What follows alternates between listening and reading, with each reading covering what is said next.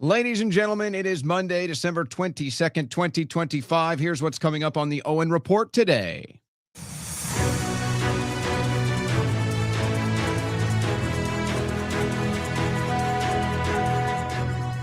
Well, there's a lot to discuss after this weekend's festivities at AmFest. It was obviously loaded with a bunch of big-name speakers, as usual, but perhaps more than usual. There was drama. There was drama in the hallways and outside of the events. Well, I'm going to tell you my thoughts on AmFest from this weekend, and we'll respond to some of the surrounding commentary and controversy, if you will. But I think it shows where everything is going. And when you understand where everything is going, then you understand why everything is happening right now in such a desperate manner. Where I said a couple months ago, but now it's just like, if there was any left, it's over. Any agents in the field are now being activated. All of them. All agents activated, even the ones that they were holding back, like, nope, worst case scenario is when we break this class. All agents in play now activated. That's how desperate they are. And I'll show you how it all ties into what happened at TPUSA. And I will actually be taking your calls on this, because I think we'll do an entire first hour or second hour dedicated to this thing entirely. Now, we do have a bunch of news. We do not get the Epstein files. The administration broke the law. Articles of impeachment have been filed against Pam Bondi. And when you hear, like we heard this weekend, about the midterms are coming. The midterms are coming. So we need to organize. And we need to stay focused on the left. Well, what are they really saying? What are they really telling you? How do you explain that? Because it doesn't really hit like it used to. It doesn't really hit like it used to. And then you have, I don't even know exactly, we're going to try to figure it out, other than what appears to be bought and paid for censorship in the news media. It's amazing how this administration, or President Trump himself, has gone from destroying the fake news media to now running the fake news media with all the friends and allies he bought in the process. It's all happening right in front of your face. We got a ton of news on that. We got some geopolitical news. How many tankers has the United States seized? Looks like the answer to that is 2, maybe a third incoming before you even know it. Apparently, the Trump administration is upset with Israel right now, but nobody really believes that. I think they just have to pretend, oh, no, Israel, why did you violate the ceasefire? It's like, okay, we said it. We don't really care. And then back to sanctioning anybody that doesn't approve of Netanyahu, including maybe even Spanish media for not approving Netanyahu or the IDF's actions in Gaza. You know. It's the Netanyahu White House after all. So we got some news on that. Some news out of Russia that's crazy. The administration has just announced a new incentive to try and getting the illegal aliens to self-deport. Elise Stefanik, you guys may recall I predicted that she would not go so well in this Goober national race in New York. Well, she's now stepped down. She has now stepped down. And apparently there are 50 other lawmakers getting ready to step down from Congress as well. Thomas Massie is not one of them. He's got a new bill proposal today. How are the electric school buses doing? You want to take a guess? Not so good. More crime and violence on the streets of America. Nothing new there. But don't worry. The new AI algorithm that's going to be used to target you if you say anything wrong, it's all live now. It's all live right now. And the Owen Report is live right now as well. This news update was brought to you by OwenShroyer.store, the official site for Owen Report merchandise.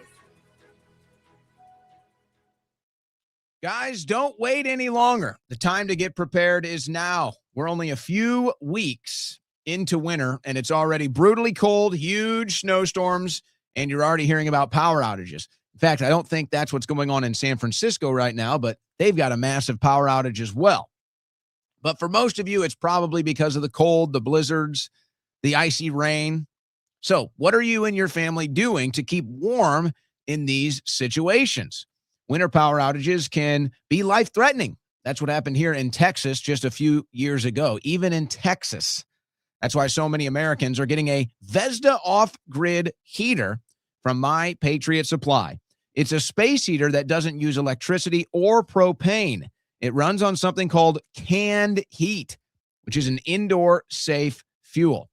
With a Vesda stashed in your closet, you know you can keep warm no matter what. It even doubles as a stove to cook your food, which is pretty cool in an emergency, pretty convenient as well.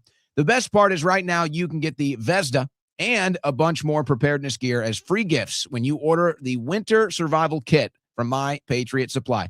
Just go to mypatriotsupply.com/Owen and you can see everything that's included. Or as you see on the screen, we've got a little barcode for you. Go ahead and highlight that barcode. That'll pull up all the information right there as well. Or as usual, go to mypatriotsupply.com/Owen. Take care of yourself, your friends, your family, your house with emergency preparedness and a Vesda space heater this winter season.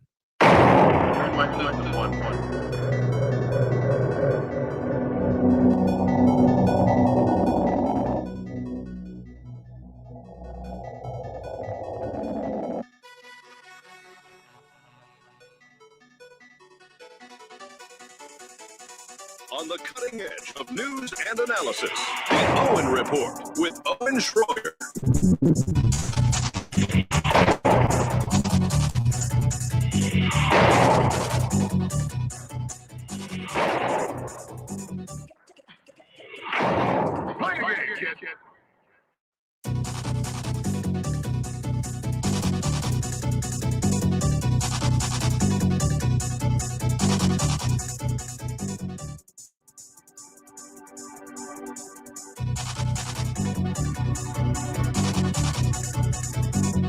All right, guys. It is the Monday before Christmas. As you can see, we've got the Christmas festivities going on here. Maybe you're finally getting ready for it as well. It seems that I don't know. Has it been this way for you? It's been this way for me. It seems like the Christmas season, the holiday season, has been a little bit of a slow burn this year. Been a bit of a slow burn. It took me a little bit more time to kind of get the Christmas music into the daily routine, get the Christmas decorations up to their full extent. Took us a little too long to get the Christmas sweater up on the store site. It's unacceptable. But we do have it up there now. Found my Santa hat this weekend. Went to see some Christmas lights. The Christmas movies are running in my house now. We're falling asleep to Christmas movies. What about you? Are you in the Christmas spirit yet? Hopefully you are. Hopefully you are. Yeah, maybe it's the news that's got you down. Maybe it's the total betrayal of this administration. Now the gaslighting in your face. Maybe you're kind of distracted by all of that. Maybe it's all of the geopolitical developments that have you wondering, is anybody a good boy this year? Are there any good boys and girls? Will Santa even be leaving the North Pole this year? Well, hopefully the holiday spirit will catch up to you this week. Maybe a little Christmas decoration here on the show can help you out. We are going to be releasing before Christmas. Maybe we'll do it Christmas Eve. Maybe we'll do it tomorrow. We're going to be doing, as we do every year, our top 10 Christmas songs for the year and our top 10 Christmas movies for the year. I'll tell you this, though, a little teaser. This year we're very Home Alone heavy. Very Home Alone heavy. Not sure why. Not sure if it's because of that breakdown we played last week, if you recall. The secret message in Home Alone. Pretty incredible. Pretty amazing. You're thinking, oh, it's Home Alone. It's a fun movie, family movie. Gives a good laugh. Oh, there's a hidden message in there. Bit of some hidden symbolism, hidden meaning. I don't know if it's that or if I'm just really enjoying the classics. But that's a little teaser for you. All right, all of that aside, here's what we got today. I think we can pile drive through this news, and then I think we'll dedicate maybe the second hour, because I was going to dedicate the first hour to taking calls and responding to the TPUSA situation. But I think maybe we'll do that in the second hour and then kind of go with the flow. I do have a bunch of news on my desk. But obviously, there's a bunch of news from TPUSA this weekend. And I think if you understand that and you understand where things are going and the response to it, it gives you a better idea of why things are happening the way they're happening right now. So much about politics and how corrupt it is. So much about politics now is maintaining the corruption.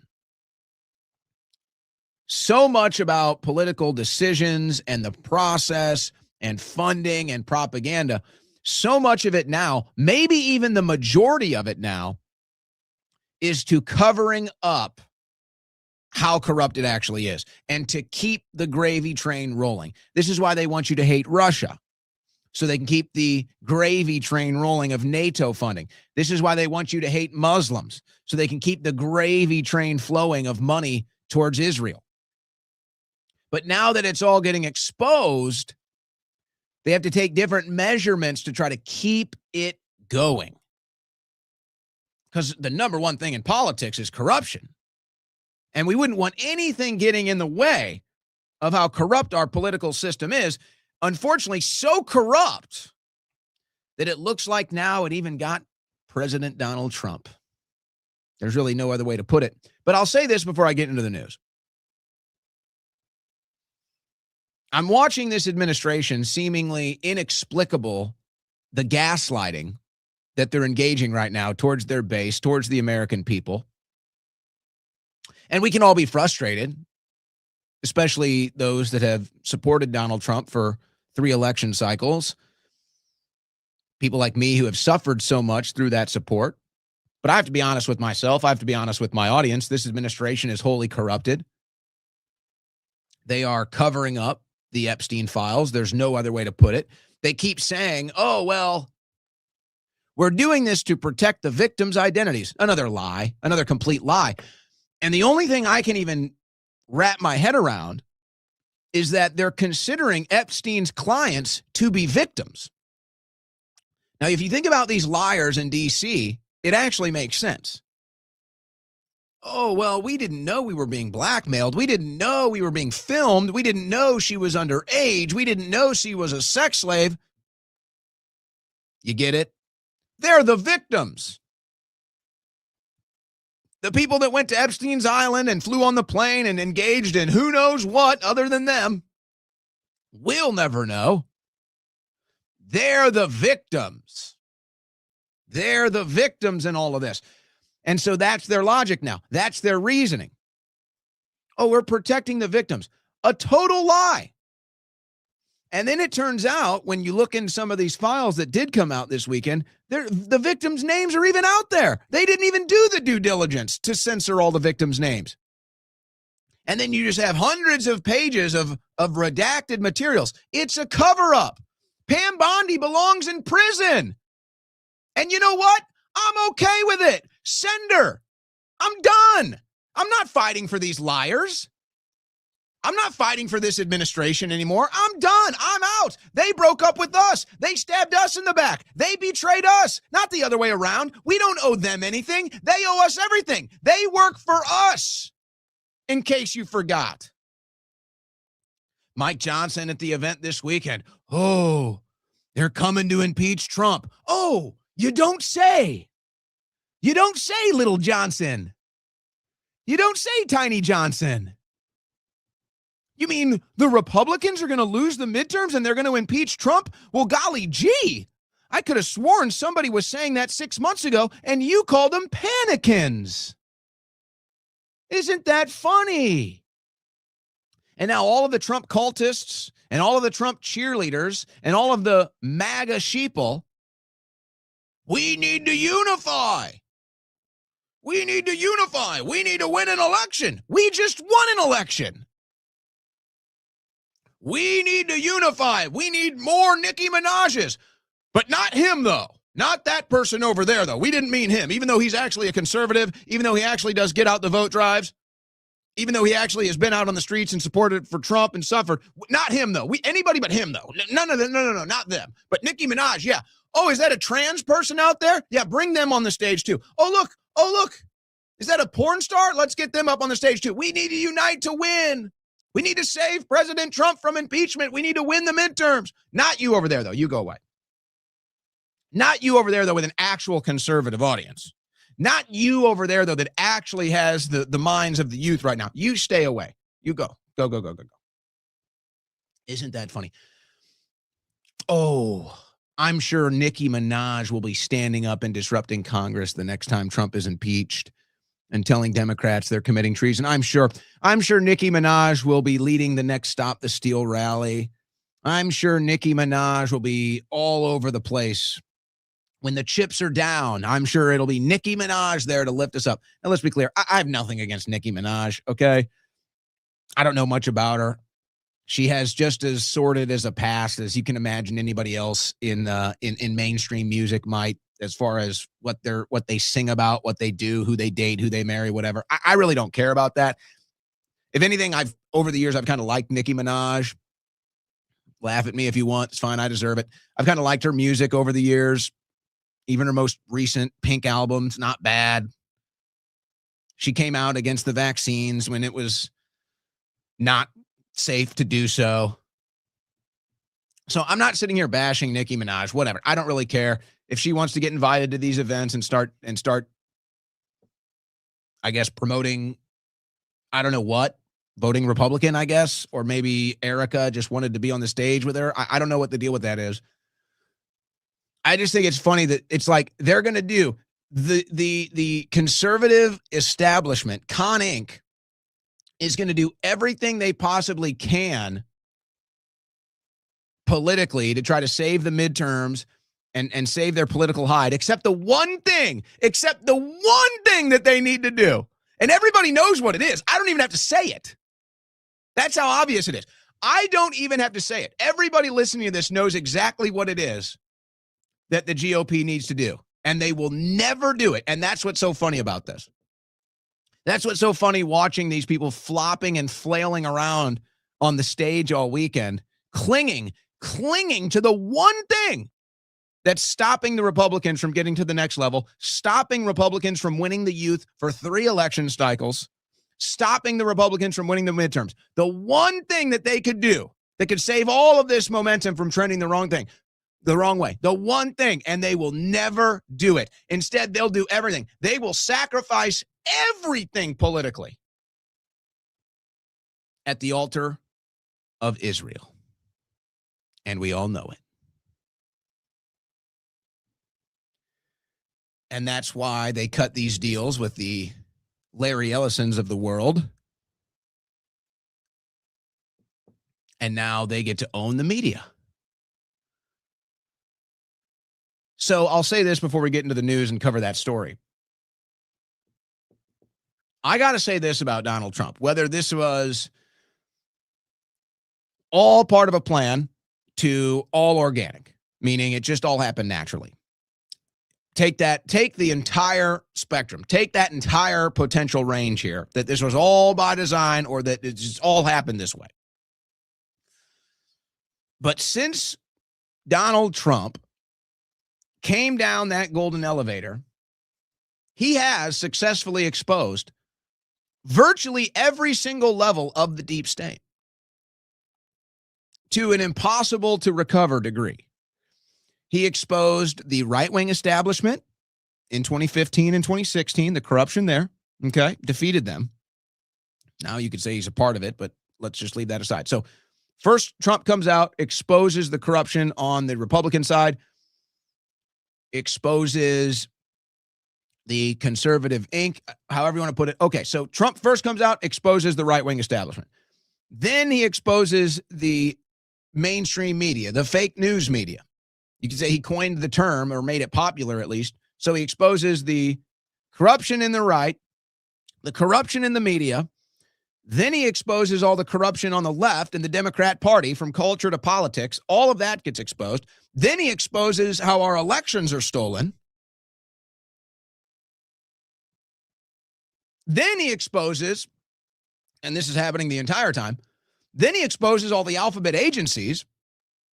Then he exposes all the federal bureaucracies that are entirely corrupted, whether that's through the actions that they took against him or against his supporters or something else in the meantime.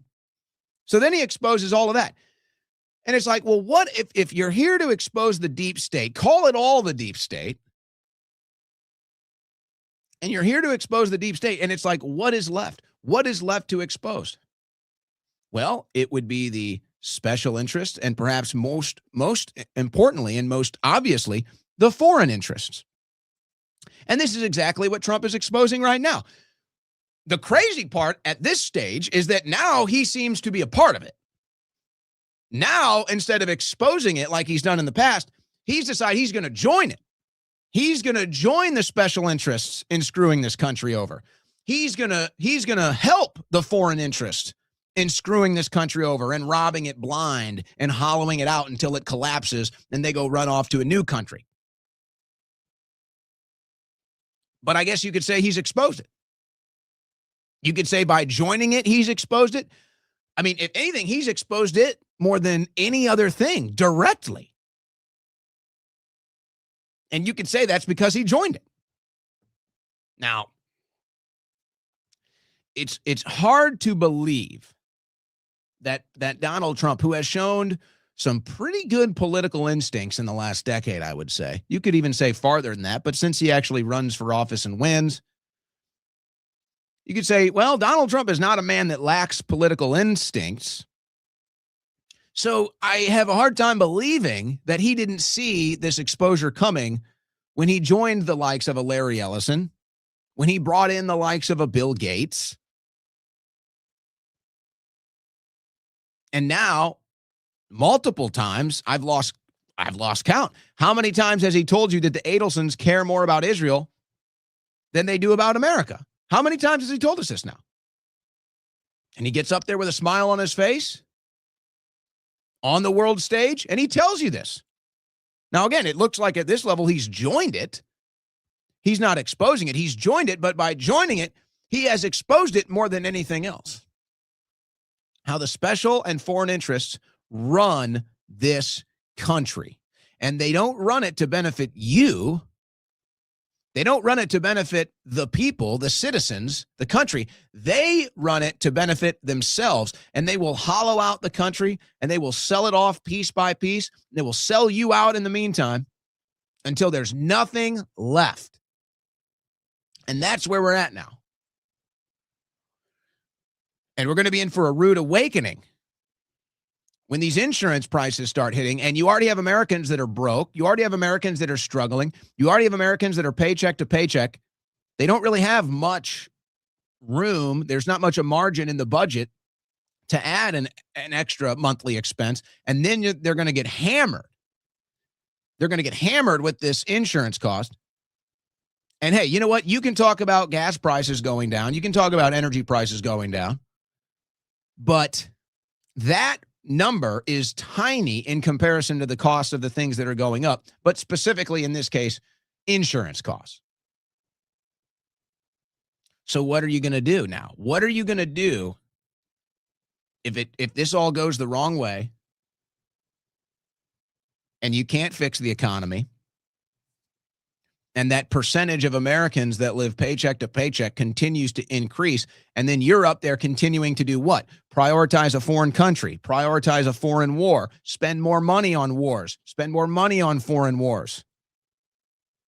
And then just rub it in our face and say, ha, look, here's the Adelsons. They're Israel loyalists. They run my White House. Here's Susie Wiles. She works for Netanyahu. She runs my White House.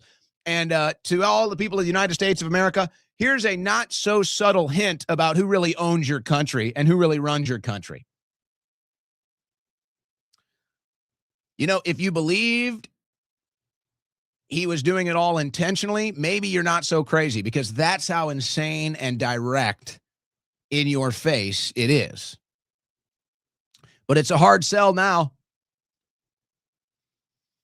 It's a hard sell to cut a check to any foreign country or any foreign war when in a month, the average American is looking at a budget situation where they're in debt.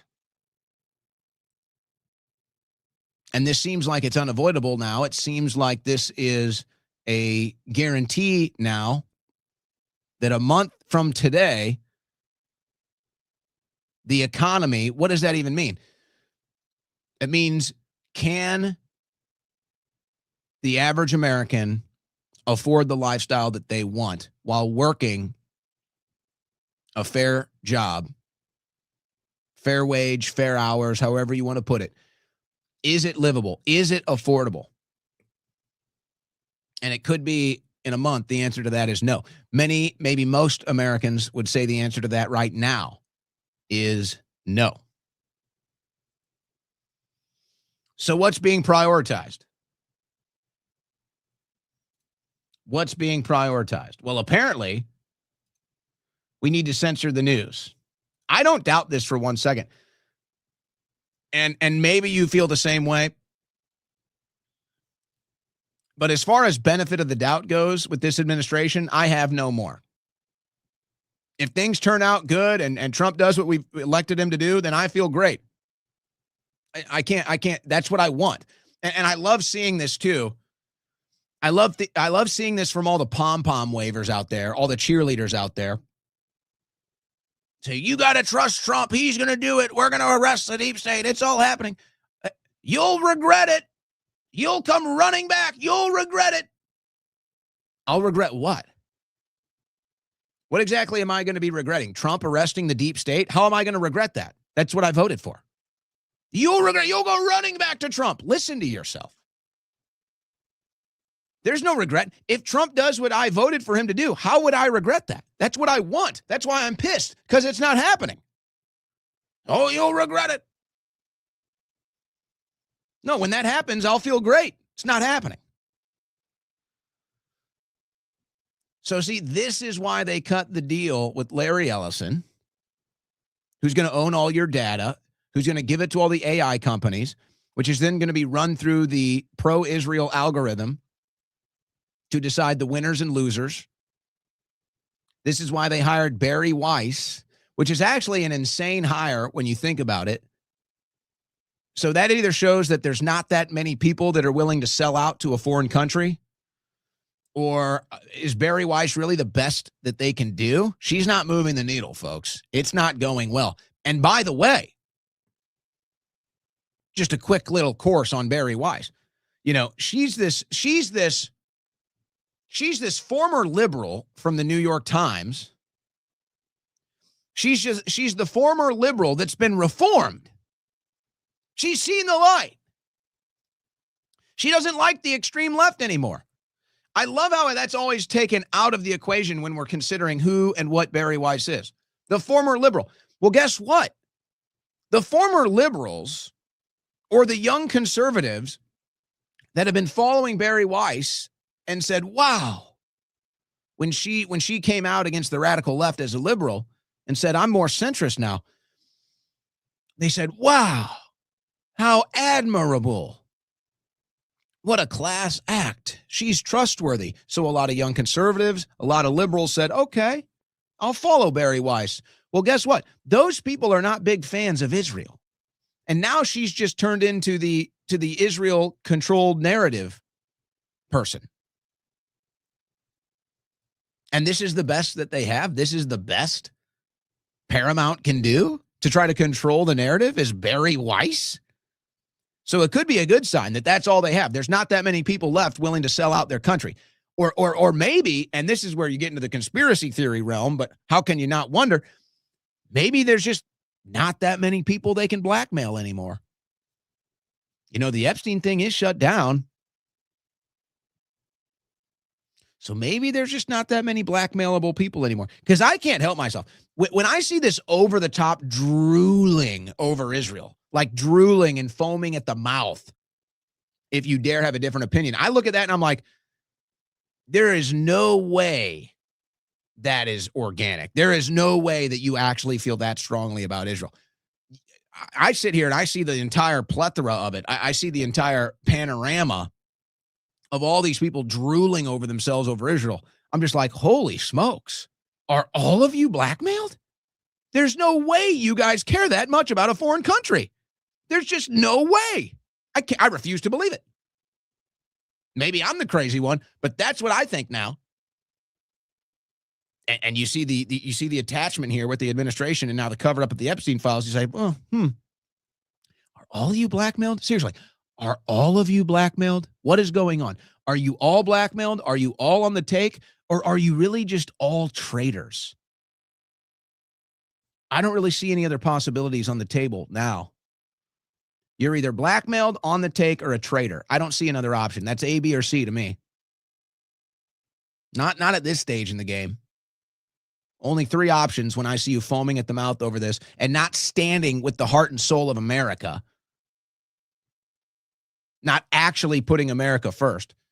But all these different weird reasons and excuses why putting Israel first is really putting America first. And all these different curveballs and knuckleballs they throw you to try to trick you and deceive you. It's not working. We all see through their options. Take a traitor to the country. Might be all three. So here you go. CBS News Insider on Barry Weiss 60-minute fumble. A series of unfortunate events. Behind-the-scenes concerns about a lack of a voice from the Trump administration played out while the piece was already being promoted publicly. So they couldn't get the narrative control that they want. And I guess this is where Barry Weiss comes in. A CBS News described Barry Weiss' decision to pull a hard-hitting 60-minute segment on the Trump administration's deportation of Venezuelan migrants as a series of unfortunate events starting Friday when the CBS News editor-in-chief raised misgivings about the piece. Weiss screened correspondent Cheryl Alfonsi's piece inside CCOT on Thursday and had suggestions which were addressed according to the Insider, but Weiss had second thoughts on Friday and wanted an administration voice in the piece. Okay, let me translate this for you. Because even something as, let's say, well-funded, or you might say well-organized, maybe not so much, but even something as big as 60 Minutes, even something as network gets in a news piece at 60 Minutes, even that, there's chaos, there's confusion, and sometimes there's a lot of hands off. So there's a team over here working on this special. They've probably been working on it for months inside CCOT, and they probably got some pretty nasty footage. Is it cherry picked? Is it a hit piece? Sure. But nonetheless, obviously it's not good. It's very bad on this administration.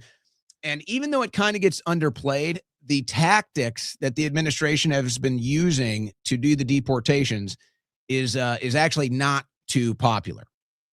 Now, I'm not taking some stand here. I just want to be clear. I'm not taking a stand here. I'm just telling you that the polls show that even though deportations are an extremely popular thing, the tactics that have been used are not as popular. So it's kind of a split thing. Now, again, you could say that this is all being cherry picked and it's all propaganda. Well, I'm just telling you what the result is. People don't respond. They're not responding well to the tactics. They like the deportations or the idea of the deportations, but the tactics and the things that they're seeing, they're not so fond of that. So the administration knows this. And at this point, you could probably say that Barry Weiss is basically an unofficial spokesperson of the White House, or she's their outside propaganda agent under the Paramount umbrella, under the Ellison umbrella, which is attached at the hip to Trump. So she sees this piece. She might have not even been around when they started working on this piece. Mind you that. So she might not even have much awareness other than it's just there. So they present it to her. They say, we're ready to roll it on Sunday. So what do you think Barry does? I'm sure She called up the White House and said, did you know about this? And do you have anybody that's had a representation in this piece? The White House says, no, we've not sent any representatives to take questions or explain anything in this piece. So Barry Weiss says, we're going to hold it. We're going to hold it.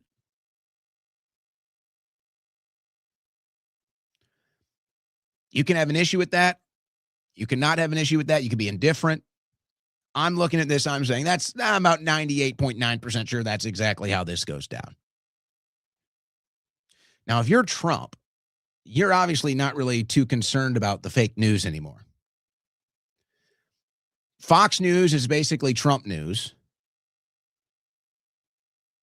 And now you've got CBS Paramount with your friend Ellison and Barry Weiss trying to run cover for you on the network news. So now Trump is just engaging with the fake news. He's just actively in there with the fake news now. CBS News management also began sharing second thoughts, which played out over the weekend, leading to a decision on Sunday just hours before the piece was scheduled to air.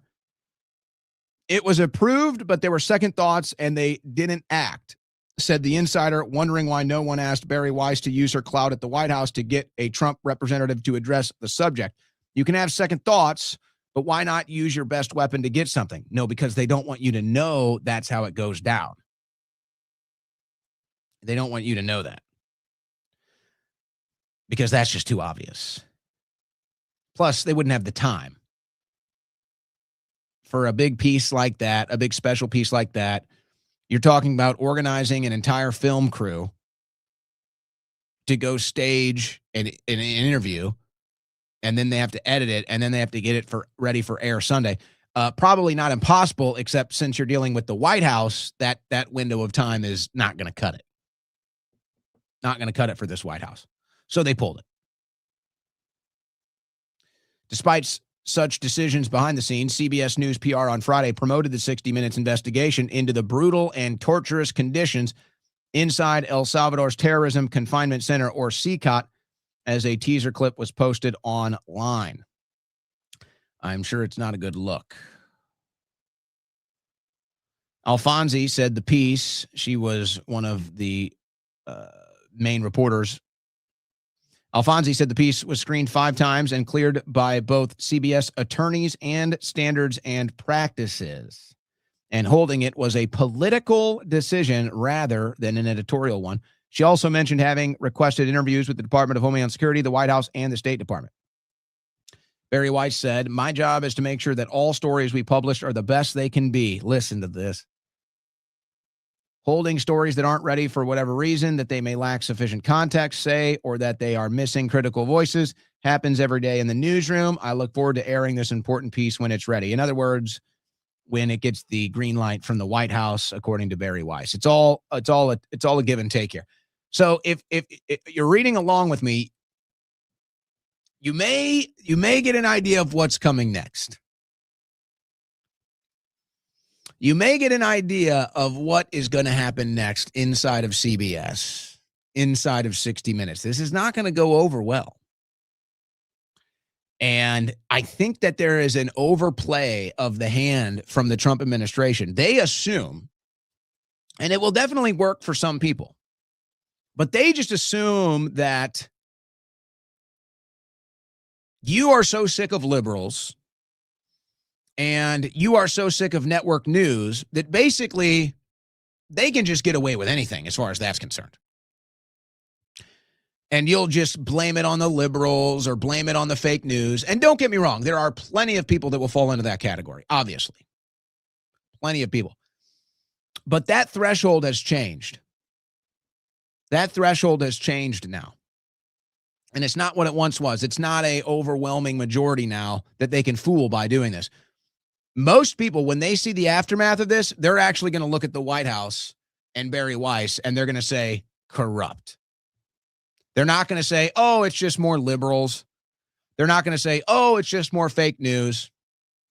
No, they're going to see, oh, this is now the Trump administration. This is now Barry Weiss trying to control a narrative. This is corruption. That's what they're going to say. Inside the Bari Weiss decision that led to a 60 Minutes crisis. Brian Stelterwagen.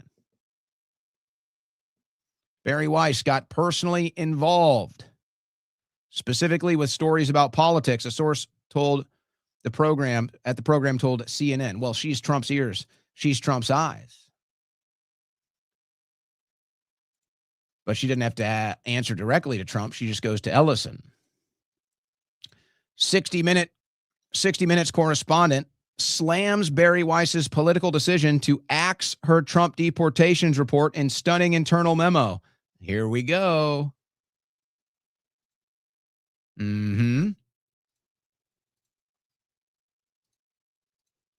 Mutiny. Paramount's chief does damage control over 60 Minutes MTG interview that incurred Trump's wrath. While the Ellisons have looked to temper the president's rage over the MTG sit-down, they've also assured Donald Trump that they'd make sweeping changes at CNN if Paramount buys Warner Brothers Discovery. This is how corrupt this administration is, folks. He's all in on it. He's laughing at you. He doesn't care about you anymore. He's over you. He's already used you. He's already milked you for everything he can as a candidate. Now, as president, he has a different way to milk you. So why is Trump getting involved in the bid with Netflix and Paramount for Warner Brothers? Because Trump wants Paramount to win because they'll do favorable coverage of him and his family, and they'll cover up any corruption. Whereas Netflix, they're very anti-Trump. They're in bed with Obama. They're going to go for negative coverage. So now Trump is getting involved to protect himself, protect his family, and protect the White House corruption. And my guess is, after the MTG interview, the administration stepped in and said, hey, never again. You're not going to let something like that run again without our approval. So here they go, about to run the deportation special. And the administration or whoever steps in, the Ellisons, whoever it is, steps in and says, we can't do that. We already got in trouble with Trump. He's not going to like this. Pull it. Isn't it obvious? The noise is only going to get louder, though. 60 Minutes staff threatened to quit over pro-Trump censorship. I'm telling you, the story's only going to get bigger and louder, folks. And it's not going to hit the same. Hey, maybe Nicki Minaj can make a statement for you guys. Yeah. Maybe Nicki Minaj can get out there and make a statement for you. Or you know what? Maybe Ben Shapiro. That's right. Maybe Ben Shapiro can get out there and make a statement for you guys. Oh, no.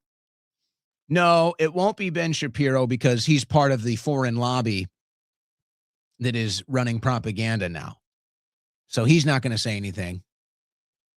No, this is only going to get louder. This is only going to get louder. And you can't just cry, oh, liberals. You can't just cry, oh, fake news. People are invested in this. The drive-by media tactics don't work anymore. People find a story they're interested in, and they go all in. Crying fake news, crying liberal propaganda, none of that's going to work with this story.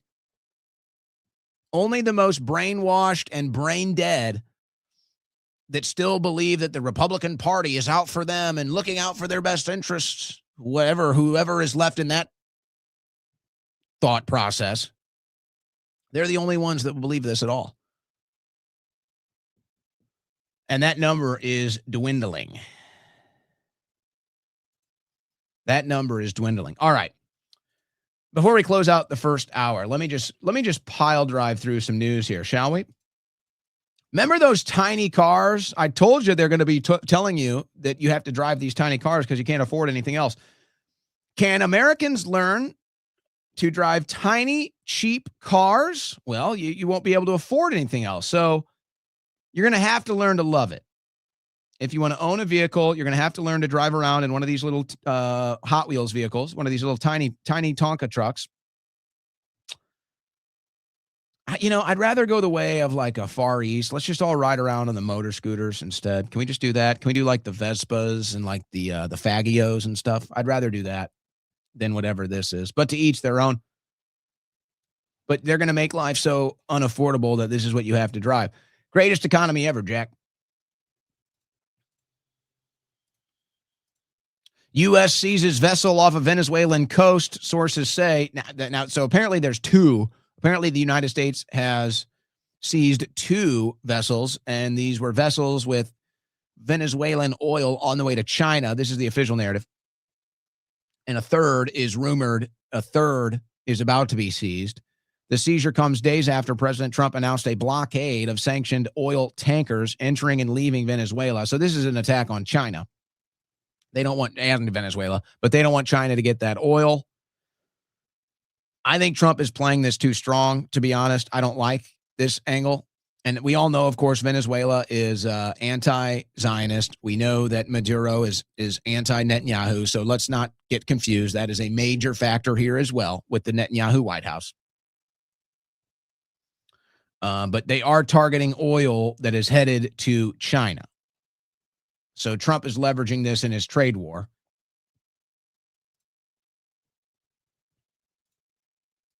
Here it is. U.S. pursuing third oil tanker linked to Venezuela. This is the one that came out today. The U.S. Coast Guard is in active pursuit of a vessel in international waters near Venezuela as tensions in the region continue to escalate. U.S. authorities have already seized 2 oil tankers this month, one of them on Saturday. That was this weekend. Sunday's pursuit related to a sanctioned dark fleet vessel that is part of Venezuela's illegal sanctions evasion. A U.S. official told the BBC's partner at CBS News it is flying a false flag under a judicial seizure order. Now, that might be true. And if it is, China's obviously well aware of it. The Trump administration has accused Venezuela of using oil money to fund drug-related crime, while Venezuela has described the tanker seizures as piracy. Yeah, I don't really think any American White House, I don't think any president that wants to claim a foreign country is using any money to funnel a drug running operation. I don't really know if any American administration can really say too much about that, considering the CIA has mastered that. They are the masters in that class. So that's the irony there. And of course, Venezuela is well aware of that. China is well aware of that. So this is just slop for the American people. This is just propaganda for the uninformed American. Oh, golly gee. State-sponsored drug trafficking? My God, the U.S. would never. We're better than that. Ha! Ha! The CIA mastered it. Give me a break. It actually, when I heard that earlier today, I had an image of my head, but it's true. It's Trump is a pirate. This is a pirate administration. They're just stealing oil. Now, to my best understanding, the official story is that they're sitting in a Houston port, that the oil tankers with the millions of barrels right now are just sitting in a port in Houston. And the rumors were that they were going to actually steal them and take them. But apparently they're still sitting in a Houston port. So we'll see about that. Trump the pirate. Trump administration. Pretty accurate. It's probably more accurate to call it a pirate administration than a America First administration. White House scolded Netanyahu for violating Gaza ceasefire with strike. Now, folks, I had a whole stack of this news. I'm not going to get into it because, folks, Israel has not stopped violating the ceasefire. Like day one, they violated the ceasefire, and they haven't stopped since. And they've killed multiple children. They've taken a soccer field. They've bombed a hospital. They've bombed a school. They've shot children. It's disgusting. It's despicable. And they're arrogant about it. And they brag about it. And they laugh about it because nobody will step up. And you hear Iran kind of saber rattling now like they're going to do something. They're not. They're not going to do anything. Nobody stands against Israel, folks. They either have all the blackmail on you or they just threaten to nuke you. Maybe both. But this is all, because it's such a bad look. The administration knows what a bad look it is to support Netanyahu and support Israel. They know it. They know what Netanyahu is doing right now is totally diabolical. Israel has killed somebody in 7 different countries in this year alone. It's all in self-defense, of course. They're always in self-defense. They're never the bad guy. It wouldn't even be conceivable. No, the White House, we're scolding Netanyahu for violating a ceasefire. Give me a break. There isn't a ceasefire that Israel hasn't violated. They've killed hundreds of people since the ceasefire, folks. Don't think for 1 second that the White House is taking anything as far as serious action against the bloodlust and the war crimes of Israel. Oh, yeah. They're scolding them. So then Israel, on the other side of that phone call, Israel up in arms as the United States and Qatar renew talks for sale of advanced F-35 jets after the sale to Saudi Arabia and talks with Turkey. I'm surprised they aren't more pissed off about Turkey. Israel is trying to form a coalition against Turkey right now. And the U.S.-Qatar talks on F-35s are reportedly underway. Jerusalem said it would be worried it will lose military edge in the region. Well, tell me why you would be concerned about that. Do you consider Qatar an enemy? I think Israel considers everyone an enemy, actually. That's what it looks like. But I think you're going to hear more if the U.S. gets into a trade negotiation or talks about selling F-35s to Turkey. I think all hell is going to break loose because they're kind of playing it soft with Qatar. Like they want you to hate Qatar. Qatar's kind of their big boogeyman right now. But Trump already laid down the hammer and said, no, this isn't going to work politically. So it's mostly just chatter.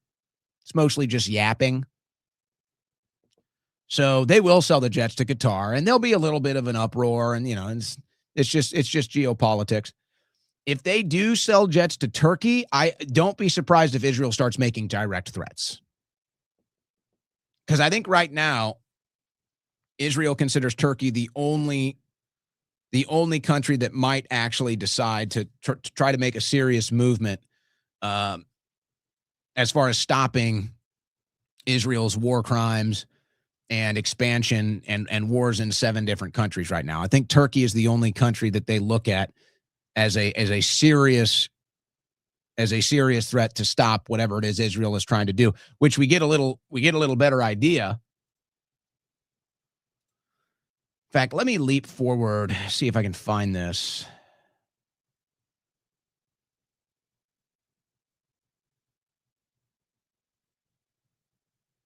Here we go. Trump's son-in-law pitches $112 billion tech utopia on Gaza rubble. Jared Kushner has been showing a 32-page PowerPoint presentation to nearby countries. Oh. Remember they lied? And they said, oh, no. Jared and Ivanka won't be part of this administration. That was just an outright lie. Ivanka Trump's husband is trying to get Middle Eastern leaders to invest in his vision of a high-tech paradise built in the ruins of Gaza. 44-year-old Jared Kushner and Middle East envoy Steve Witkoff have concocted a 32-slide sensitive but unclassified PowerPoint presentation titled Project Sunrise, Building a New and Unified Gaza, which paints a vision of a sparkling metropolis built on the war-torn ruins of the Gaza Strip. And you can find all of the PowerPoint here. Here's a brief image of it. The proposal says that the U.S. would commit 20% of the development costs to turn the Gaza Strip into a ritzy tourist destination. So what is that, about $20 billion? Oh, no, $60 billion. I'm sorry. More of your money in the Middle East. Oh, boy. You're lucky it's Christmas. Okay? You're lucky it's Christmas. You're lucky I got a Santa hat on right now. If I had my Grinch outfit on right now, I'd be ranting and raving. I'd be smoke coming out of my ears. I'm not going to do it because it's Christmas. I'm going to be a good boy. I don't want to get coal. Donald Trump will have a whole sack of coal under his tree. I don't need to get any more for myself. Folks, this is outrageous. This was all part of the plan. I am outraged. I am sickened. I'm disgusted. Where are our moral boundaries here? I'm not surprised that Trump and this administration have no morals when it comes to the Middle East. They're in bed with Israel. Israel has no morals when it comes to the Middle East. They believe they're God's chosen people. They can do whatever the hell they want in the Middle East. There's no negative. There's no sin. It's all good. And it's been this way since the Old Testament. There's nothing new here. Go read your Old Testament. There's nothing new here. They can do no wrong. Whatever. I don't want to pay for it. I don't want to be a part of it. I'm sick of it. I'm not going to be part of this. I mean, folks, you want to talk about sin? What is killing 30,000 innocent children and women? Is that not a sin? Is it not a sin to stand down to make sure an attack happens against Israel and then Israelis die so that then you can launch this entire thing? Is that not a sin? Is it not a sin to be at war with 7 different countries, lie about it so that you can take the land, which is happening right now? Is that not a sin? Is this not the gravest? Is this not the darkest of sins? Shadowy figures, monopoly men, billionaires. They have no regard for humanity. They have no sense of care or concern for the little Palestinian boy who plays in the sand and the rubble for his entire life, just hoping for a future, just hoping that tomorrow a bomb doesn't drop on his head. And these monopoly men sit in shadowy rooms and talk about how they're going to turn it into rubble. An entire country becomes a demolition site so that they can build their tech utopia on top of it and power the entire Israeli-centric AI algorithm through the Middle East that will then be used to judge and police everything you do or say on the internet, and whether you get to use your credit card or not, whether you get to turn on your lights or not, whether you get to start your car or not. You realize that's what it is, right? That's how sick these people are. And that's why we're done with Donald Trump. Because he's letting them do it. He's a part of it. Donald Trump isn't scolding Israel for what it's done. Donald Trump isn't trying to save the innocent people in Gaza that are going to die tomorrow and the next day and the day after that and however many days it takes until Israel gets what it wants. And now I guess Jared Kushner gets what he wants too. We're not going to be a part of that. And say you do fix the economy for a couple years, it'll tank again. And say you do stop people from coming over our border for a couple years, the Democrats will open them right up again, worse than ever. But guess what? All that bloodshed in Gaza on your hands, that'll never wash off. You'll never be able to wash that blood off your hands. And guess what? We don't want it on our hands. So we're going to go ahead and pass. But I will say this. It's incredible how transparent they are. They don't hide it. They're not leaving it up for debate. They're bringing it right to your face. Donald Trump goes to Jerusalem. They all brag about it. Yep, we run the White House. Yep, Marian Adelson runs everything. They come right back to Washington, D.C. They go to the White House. Exact same messaging a month later. We own your country. We own the White House. We decide what goes on. You guys mean nothing. They come out. They destroy the entire Gaza Strip. They come out. They say, yep, here's our plan. We got a $120 billion investment plan. We're going to steal another $60 billion from the U.S. taxpayer to build it. We're going to build a tech hub, which is going to be using data centers and quantum computing for an AI algorithm that's going to be fed through the Israel and Mossad and IDF to censor Americans' free speech, to spy on Americans, and then decide whether or not an American gets to turn on their lights or turn on their car or use their debit card. But if they say something bad online, of course, it's all going through the filter of the Middle East now. That's why we're building these tech centers here. Remember, they said they wanted to build them here. Remember that? Oh, another lie.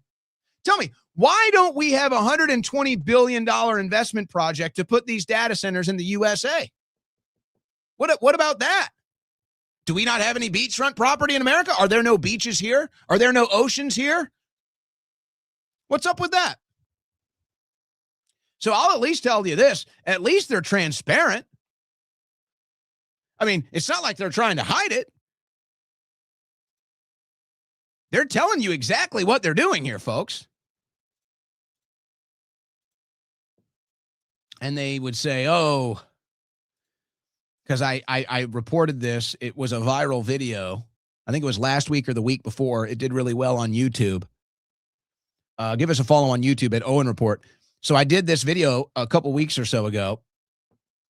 And I said, this is where it's going. This is where they're building the AI centers, and this is what it's going to be used for. Now they're just admitting it. Now it's mainstream news. Israel inks mega deal with U.S. clock tower X to control ChatGPT through Instagram, YouTube, and TikTok propaganda. It's never been more obvious, folks. So I'll take a break.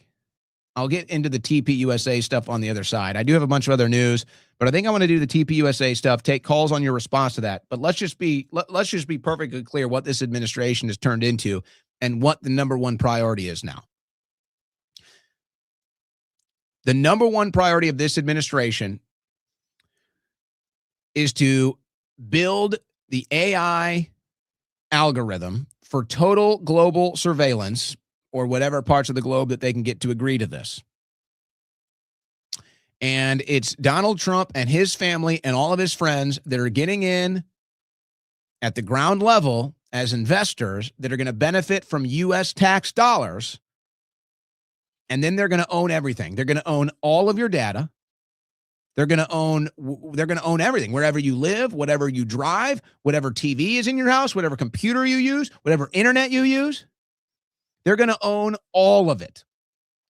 And no matter what social media program you use, it will be feeding every single data point to this new tech monopoly that they're going to build on the ruins of Gaza, that is going to be run by the IDF and run by Mossad, so that anything you say against Israel, it will shut down your electricity, it will shut down your car, it will shut down your credit card. And they brag about it. They don't even hide it. And that has become this administration's number one priority. And that's why they let Netanyahu do whatever he wants to do. That's why they pretend like they care about peace while Israel levels the Gaza Strip and clears out the Palestinians so that they can build this tech hub. It's why Trump and his family are getting at the grass levels of quantum computing, crypto, AI, data centers, nuclear energy, because that's the future. So they're screwing you over, and they're pretending like they're fighting the deep state when all they're doing is building the deepest, most entrenched state, most dangerous, permanent entrenched state that you could ever imagine. You're listening to the Owen Report on the Win Network. All right, ladies and gentlemen, you heard about this last week, and I can't be happier. I have to tell you, I can't be happier. It's become part of my routine. Actually, what I did was I put them in my bathroom. I put my red light panels in my bathroom. So now I'm going through my morning routine. I'm going through my night routine, and I've just got my red light panels on each side of me while I'm brushing my teeth or flossing or washing my face or combing my hair or whatever. Sometimes I do like the ice bath for your face, but you know, the water's cold enough now. I just fill up the sink, dip my face in there, wake up a little bit, and I've got my red light panels right there. I can stand in front of it. I can just have it facing me. I love it. I love the band. I got the knee band as well. I already felt a little stronger in my knee. I told you that story last week. MyRedLight.com is where you can go to learn more information. MyRedLight.com. Now, here's what's great for you, the listener. Any purchase you make, Owen 25 for any single item, Owen 25 for 25% off. You heard me right. Owen 25 for 25% off. Or some of these packages that you see on the screen right now, some of these bundles, Owen 30 for 30% off. Listeners of this show, one item, 25% off with Owen 25. A bundle, 30% off with Owen 30. Now, these are the bigger bundles right here. But if you scroll down here, you'll find a bunch of other options. The single panels, there's the hats, there's the yoga mats, other single panels. There's the therapy belts. This is the one that I have that I like to put on my knee whenever it's feeling a little weak. They've got the face mask. They've got the hat. They actually have a straight up knee brace. It's like a brace. It's not a brace, but it goes around your knee for leg support. The neck device, the ladies love that one. The skincare device, the ladies love that one as too. But you can learn more about it. If you have your questions, we did do the interview with Jonathan Otto. He answers all the questions. But I just put these panels right here in my bathroom. So in the morning, you're doing the morning wake up routine, brushing your teeth, whatever. I've got them on. At night, same deal, cleaning your face, brushing your teeth, flossing, all that fun stuff. I just flip on my red light right there in the morning and in the night, and bing. It helps me get up for the day or helps me calm down for the night. Either one works for me. MyRedLight.com. Don't forget to use coupon code Owen25 for 25% off a single item, or Owen30 for 30% off a bundle.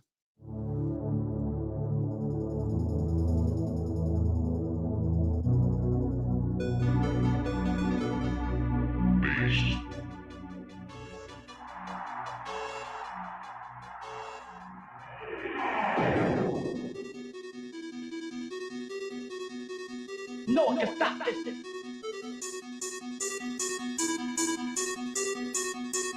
No one can stop this.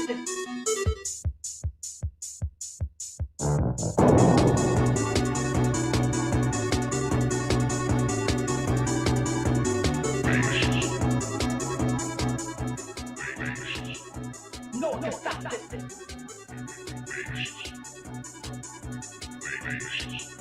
No one can stop this.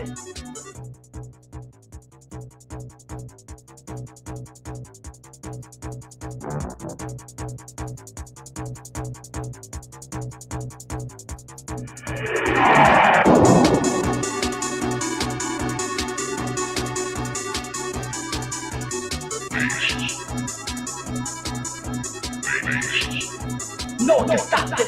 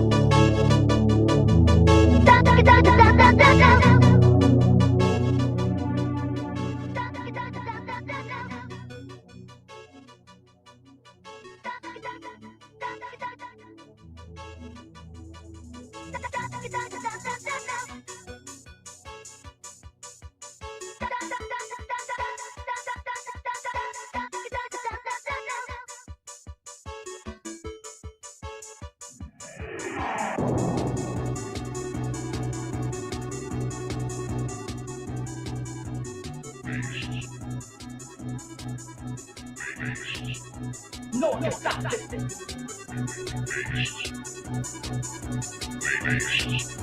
No one can stop this.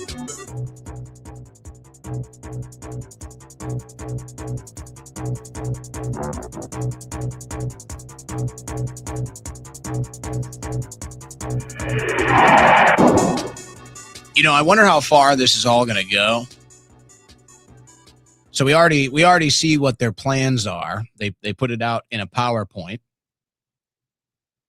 and I'm sure they're going to get approval from the Palestinians. I'm sure they're going to get approval from all the people whose land they just bombed into oblivion. I'm sure it'll benefit them massively. No, you're being forced to pay for your own enslavement is the story here. That's the case here. But I wonder how far they're actually willing to take it. Like, do you think they will eventually do the fake alien invasion and it'll somehow be attached to this AI algorithm stuff? Do you think they might do like a fake Messiah even? And maybe that's why they want it in the Middle East, because the computing power it's going to take to do this fake Messiah, however they want to do it, you know, with AI and robotics and everything else, maybe coming out of the sky, they'll probably need some serious computing power and a strategic location. Oh, who knows? Maybe it'll be Santa. You know, Santa will come down on a sleigh and he'll drop coal all over Palestine, and then he'll give nothing but beautiful, wonderful gifts to the people of Israel.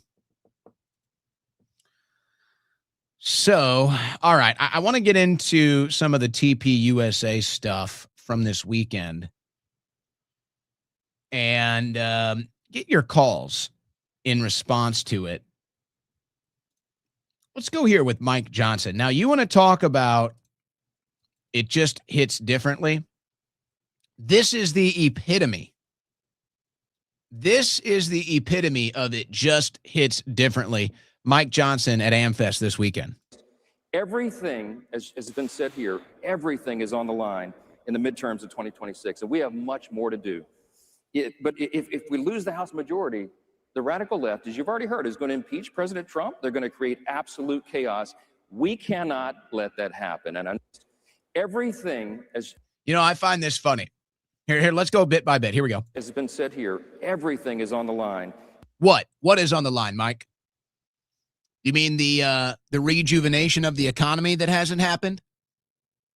You mean the deep state arrests that haven't happened? You mean the release of the Epstein clients that hasn't happened? You mean the massive tax cuts that haven't happened? You mean the success of the tariffs that hasn't happened? And I'm not entirely against the tariffs. I understand what Trump is trying to do, but let's just put it all on the line here. What exactly is being threatened, Mike? Because as far as we the people can tell, nothing that we voted for is panning out. What, the deportations? Okay, they're happening, but they're not that great. I think Obama still deported more.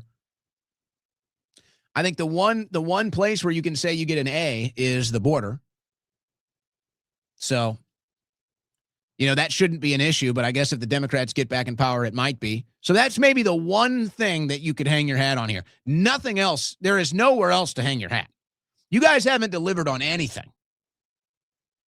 What, the Democrats are going to start new wars with Venezuela? Are the Democrats going to be striking boats? Are the Democrats going to be giving more money to Israel? Are the Democrats going to be giving more money to Argentina? More money to Taiwan? More money to Ukraine? Did we stop the Ukraine war? What is it that's being threatened? But what's even worse with this message, how are you going to sit here and say, if the Democrats win, this is why we have to win? We just won. Why do the Republicans do this to us? We win an election, and then they say, hey, you better support us no matter what, because we need to win another election. We just won an election. You guys aren't doing what we voted for you to do, so now you're going to lose an election. That's how this works, Mike. In the midterms of 2026, and we have much more to do. Yeah, like maybe start doing anything that we voted for? I mean, just anything? But if we lose the House majority, The radical left, as you've already heard, is going to impeach President Trump. They're going to create absolute chaos. We cannot let that happen. Absolute chaos, huh? Here's a question. I genuinely, I'm just curious. And maybe when we open up the calls here in a second, how do you feel about that? How do you feel about that? They'll impeach President Trump. How does that make you feel? It just hits different.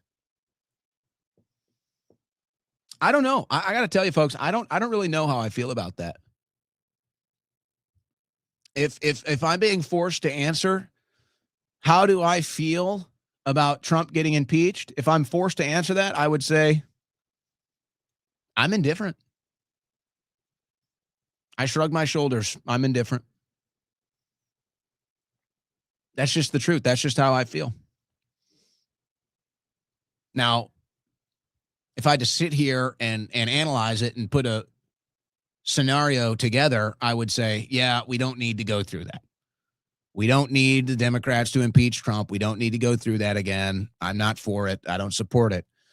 But you know what? If it happens,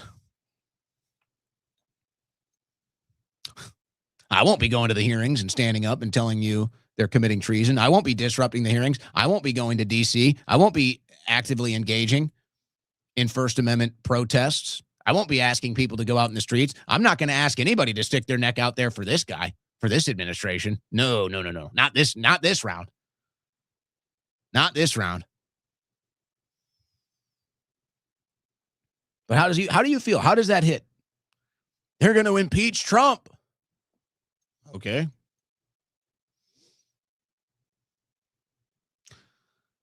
It is the epitome of it hits different. We need to unite to win the midterm so we can get stuff done. We just won the election. What are you talking about? We just won the election? And now you're complaining? It's not like this is a new phenomenon.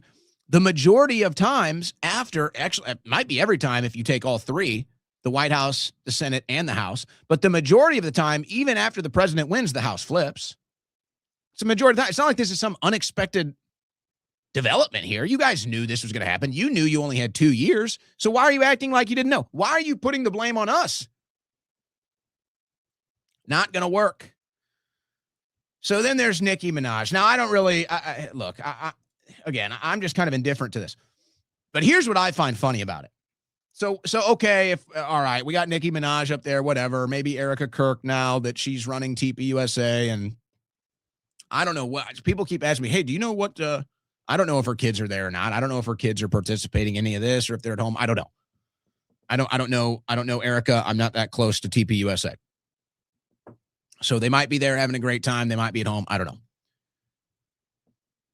But I find this part funny. So if Erica wants to take over TPUSA and take it in a different direction and do these interviews with celebrities and kind of turn it into like a View type of thing, whatever, she's in charge. She'll do whatever she wants with it. We'll see what happens to TPUSA a year from today when they have their AmFest for next year. Let's just see. That'll be a good measurement to see how successful it was.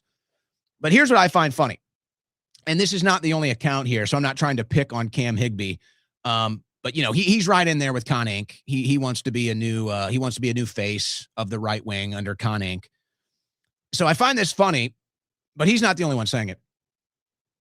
If you don't want Nicki Minaj in this movement, you don't want to win.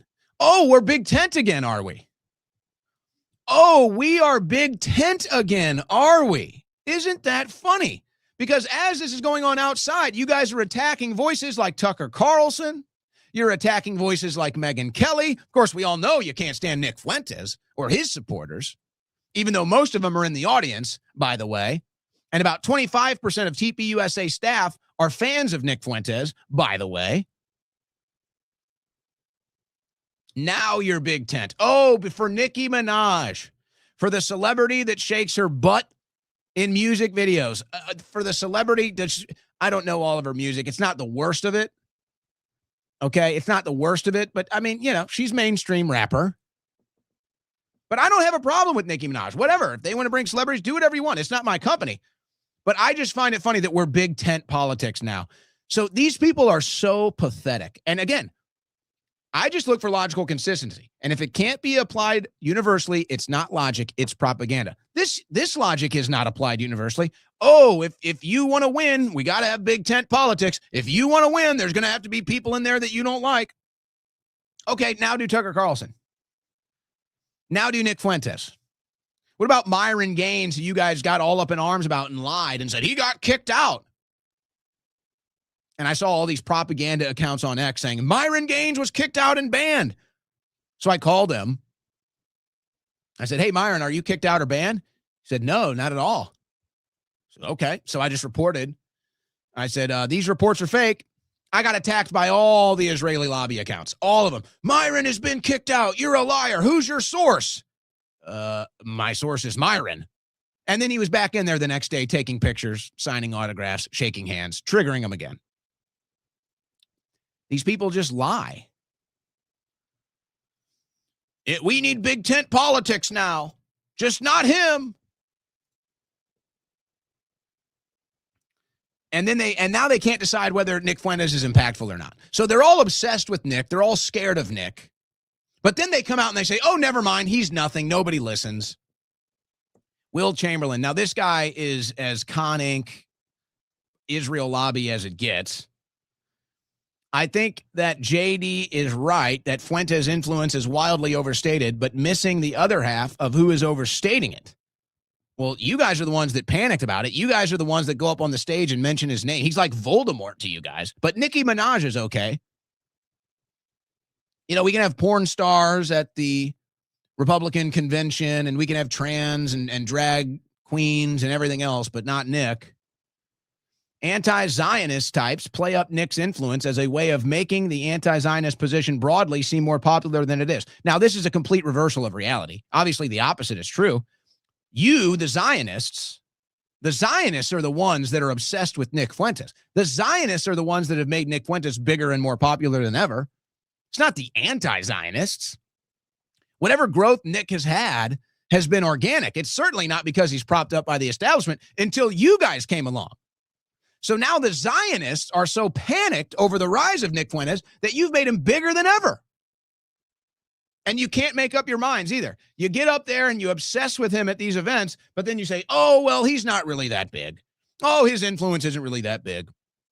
But by the way, we need to make sure to dedicate multiple talk shows, multiple X accounts, and multiple speeches at a Turning Point USA event to attack Nick Fuentes. But also then we're going to tell you he's really not that big of a deal. If logic can't be applied universally, it's not logic, it's propaganda. If things don't add up, you know they're corrupt. So here's some of the polls. They do these polls at the TPUSA events, and you can decide whether you believe these numbers or not. I don't know how they do the polling, but they release their polls. 82%. Oh, they're saying J.D. Vance was the leader for the 2028 election, J.D. Vance. The options were Vance, Rubio, DeSantis, Trump, Cruz, Youngkin, undecided. So Vance, as I've been saying, is the clear favorite, but I think when it all shakes out, nobody from this administration is going to be electable, including Vance. He might be able to survive it, but I still believe I don't think anybody from this administration in 2028 will be electable. I don't see it. Pam Bondi, they say everybody in Trump's cabinet is very popular except Bondi. She had the lowest approval rating at 29%, had a negative view. Yeah. These are very favorable numbers. Obviously, this is a strongly conservative right-wing crowd. The poll asked about the view of Israel. Only 13% believe that Israel is not an ally. 33% say top ally. 53% say one of many allies. Well, I say, was this poll done on a beeper? Because if this poll was done on a beeper or any sort of a portable electronic device, I think that there might have been a little intimidation factor there. You know, you never know if you answer that question wrongly that the thing might blow up in your face, knowing the source here. So I don't know if I trust that number. There could have been a bit of an intimidation factor. And of course, they want it that way. And a lot of people would probably be afraid to answer this question honestly anyway. But to me, this says that 66% of people do not believe Israel is our greatest ally. And I don't think that's the polling victory that they think it is.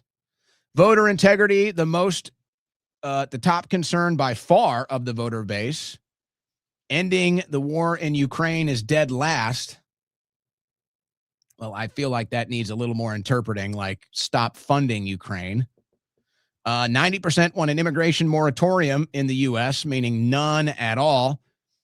And radical Islam finishes as the number one threat to America. They say a testament to Charlie, who is deeply concerned with that topic in the final months of his life. Oh, yeah, those are the clips that are going viral from Charlie's last month. You guys are sick to lie on Charlie's name like that, you know? You really are sick. But you support Israel, so you're obviously sick anyway.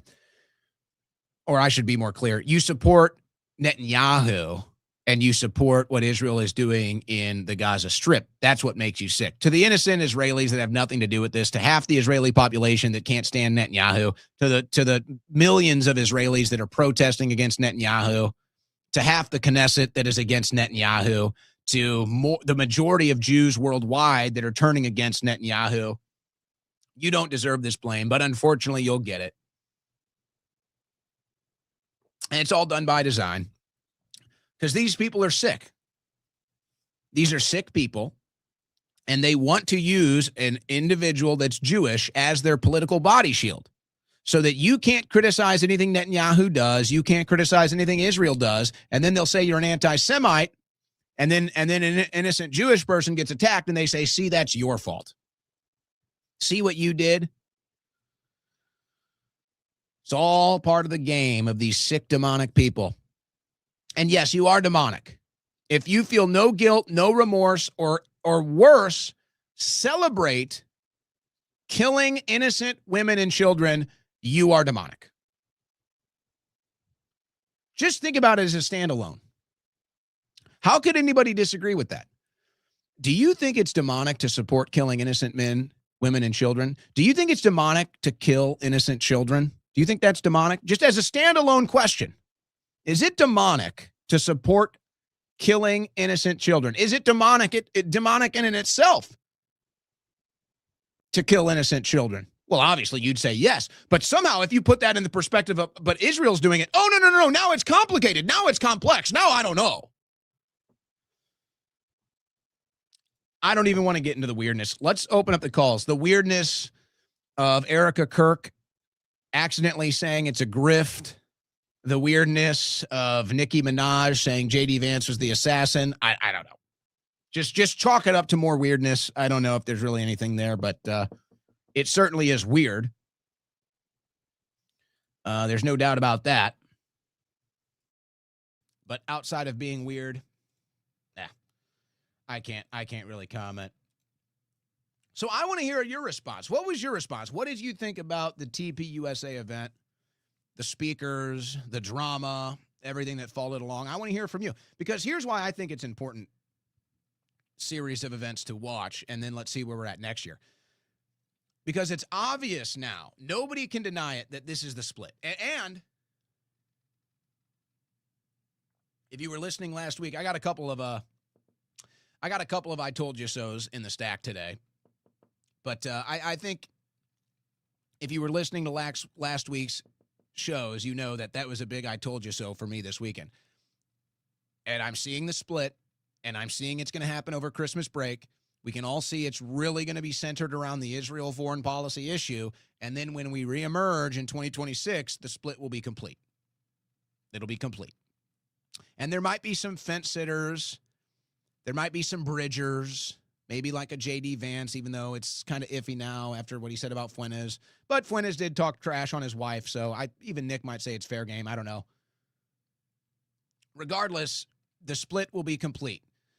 And after this event, you can see where the divide is. And then over Christmas break, the division is going to get heated in a debate, and it's going to happen over Christmas break. And then we're going to reemerge next year, and it'll be clear as day.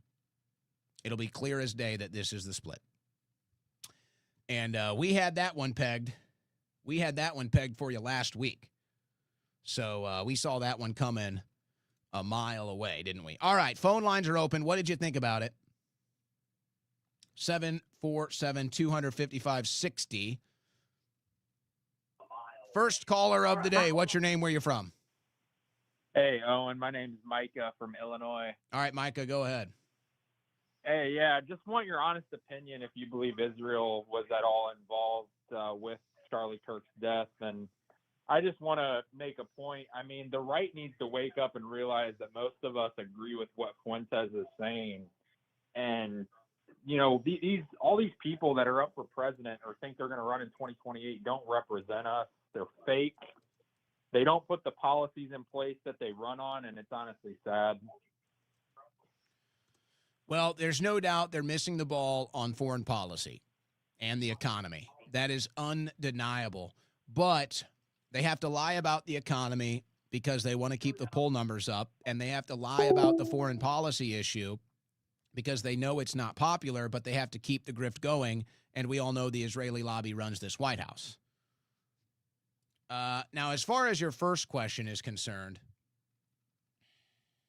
really want to put me on the spot before Christmas, huh? I am still only convinced of one thing, and that is that Tyler Robinson is not the shooter and that the official narrative is debunked, really, is what I would say. The only thing I'm convinced of is that the official narrative is total BS. That is the only thing I'm convinced of.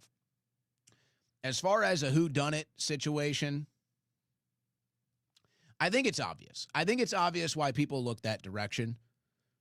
And I don't think it would be accurate to assume that it was a state-sponsored thing. So it's like when people say, "Oh, it was Israel." I don't think it's a state actor thing. I think Israel's probably too busy to be too concerned about Charlie Kirk. But I will say, I think that the reason why people look that direction is because we all saw that Charlie was having a change of heart on the situation. And I think that Charlie was a good person at heart. I do. I think Charlie had a good moral compass. He had a good heart, a pure heart. And he couldn't support Israel. He didn't look at Israel as a force of good in the world anymore. And specifically, he saw that the events that were happening in the Gaza Strip were not good. He publicly talked about the October 7th stand down leading to it, and he saw where the youth was going. And so Charlie was having his change of heart. And so I would just say the reason why people look in that direction is that if Turning Point USA, like so many other organizations on the right,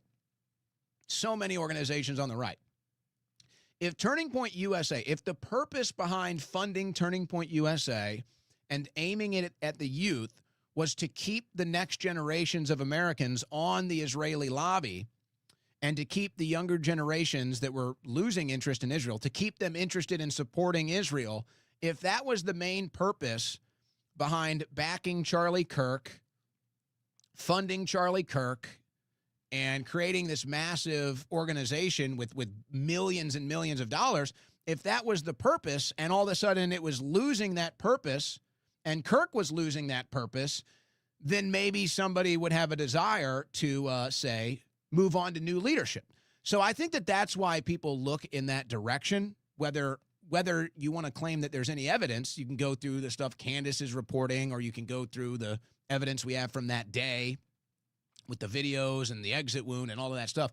I think it's the circumstantial evidence that leads people. Well, plus, not to mention, Israel just seems to do whatever the hell it wants. You know, I mean, the Israeli Zionists right now seem to have no guardrails at all. They have no guardrails at all. Anybody in their way, you're gone, no remorse. They brag about it. So you also kind of have that attitude. You kind of have that frame of everything happening right now, that the whole world looks at Israel like that. So I think that that's why people look that direction. It's mostly circumstantial stuff, aside from the official story not lining up at all. Now, to TPUSA's credit, and I don't know if this is Erica Kirk's doing or what, but to TPUSA's credit, I mean, they had an open forum. You know, for the most part, this event was an open forum. But here's the kicker. Was this the last TPUSA event that Charlie Kirk still had his fingerprints on? Because most of that lineup was already announced long ago before Charlie was killed. So that was still mostly Charlie's event. That was still mostly Charlie's lineup. So keep that in mind too. And remember, Ben Shapiro was not supposed to speak. Shapiro was not on the list until after Charlie died. And then Shapiro got himself added to the list somehow. So these are all circumstantial things. But I would say that's my response. All right, next caller, what's your name? Where you from? Are you with us? Hello? Yes. What's your name? Where you from? Hi, my name's Ryan. I'm from Oregon here. Just wanted to call and see what your take is on Trump claiming to be Jewish now, and I was trying to figure out kind of when you think he got compromised by Israel. Well, did he really say he was Jewish? I want to hear your take on that before I answer. Yeah, I can't remember who he was talking to, but I saw the video that said that he was Jewish, and someone told him, said, "Hey, this is the first Jewish president," and Trump said, "Yes, I am." So it first happened, I think in 2018 or 19. The first time it happened, it was Mark Levin. And this one kind of got, not as many people noticed, but actually Levin said that Trump was the first Jewish president in his first administration. Right. This was before people were really paying attention to that angry Mickey Mouse on laughing gas. But he actually said that in Trump's first term. So then he comes out, he says it again recently. I think it's up for debate. Now, I don't know if Trump is Jewish or not. Now, Trump is obviously not, he's not a Semite, right? I mean, Trump's DNA, his family lineage doesn't come from Israel, doesn't come from the Middle East. So if he's he not is an ethnic Jew, correct. Right. So if he is Jewish, then he's been converted at some point over the years, which my understanding is quite a process to be converted. Okay. So I don't really understand. There's really not much info there. Now, I will say what Levin said was he's the most pro-Israel president ever and our first Jewish president. So you could argue that Trump was saying he's the most pro-Israel president ever, not confirming that he is Jewish. So I don't know. And if Trump wants to clear that out, hey, maybe someone in the media can upright ask him, President Trump, are you Jewish? Let's just find out. Maybe somebody will do that. I think that should happen. And I got one more question for you. What do you think about the Nick Fuentes and Candace Owens beef that's been going on? And do you think Nick is a Fed? No, I don't think at all about that. I'll just be honest. I don't think at all about it. So that's just how I roll here. I don't do the personality conflicts. I don't do the personality drama. So you ask me what I think about it. I don't. I don't think about it. Next caller, what's your name? Where you're from? Hi, my name is Brianna. I am from Maryland. Hi, Brianna. Hi. So you had asked what we were thinking about AmFest. Yes. And my thoughts were that I don't remember Charlie Kirk going so hard to get J.D. Vance elected before he passed. Like that wasn't necessarily TPUSA's mission. He had just helped to get Trump elected, and then he started to question the decisions of the administration. Everyone knows he was questioning Israel. Now Erica Kirk is CEO, and the mission is all of a sudden to get J.D. Vance elected. And I'm just wondering, what was your take on that? That's an interesting point. I guess I didn't really look at it through that lens. It kind of just came off as the same whatever friendship that they had in the past.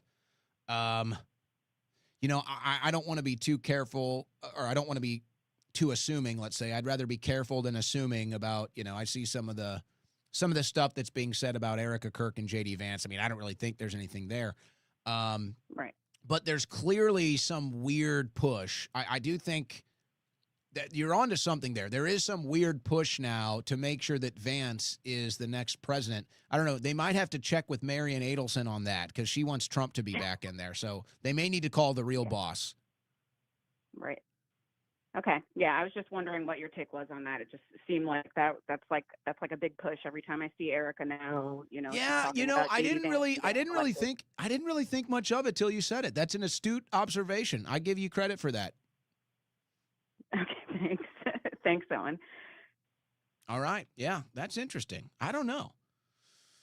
There's no denying that what she said has some merit, though. It seems like now every time they talk, they're pushing Vance.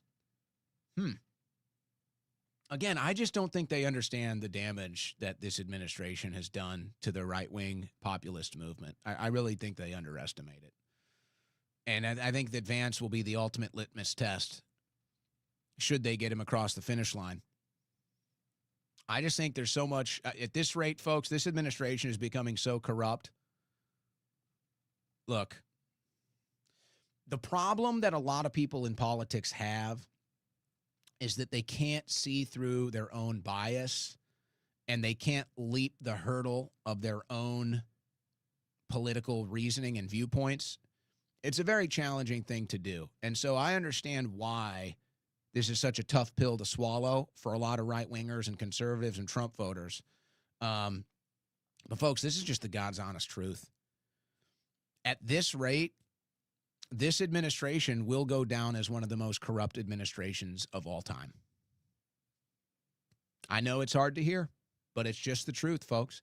And part of that is because you could argue because it's so transparent, and I don't know if that's a transparency issue or if that's we're all just paying close attention. But I mean, folks, look at the legacy. They're covering up the Epstein files. This is an undeniable fact. There will likely be impeachments for this, maybe arrests. They are covering up the Epstein files. That is a fact. They are selling your country out to foreign and special interests. It's a fact. They brag about it. So I know that's hard, folks. I know that's hard for a lot of MAGA hat wearers to understand. I know that's hard for a lot of the Trump base and everything to comprehend. And you want to come out me with the knives out and that, you know what? Fine. I've been dealing with this for 10 years. That doesn't bother me. I just call it as it is. And I'm telling you, at this rate, this administration will go down as one of the most corrupt administrations of all time. It breaks my heart to say that. You think that brings me joy? But that's why J.D. Vance will be unelectable if that's how it goes. And I don't know how. And Vance, I'll give him some credit. He's kind of been able to ride that wave without tipping over politically. I just don't know if you can do that for 4 years. I just don't know. Next caller, what's your name, where you're from? Next caller, going once. Hello? Yes, what's your name, where you're from? Hey, Owen, thanks so much. My name is Cynthia, and I'm from Washington State. All right, Cynthia, go ahead. Hey, thank you so much. I just wanted to talk briefly about that. I think that they had a really good opportunity to push the midterms or to talk more about the midterms. I made a joke today, but it's not a joke. Every time they shot those things up in the air, the Hollywood style, I mean, they really, in my opinion, could have pushed the midterms more. I think it's a display. So if you're a conservative and you're going to go to somebody and talk to them right now, that's what they're looking at. And it really is, in my opinion only, it really is a joke. And I don't think that it can be taken seriously. So I think some of the independents, some of that, take one look at that and go, what the? Now, what I'm attempting to do, or I'm trying to do with the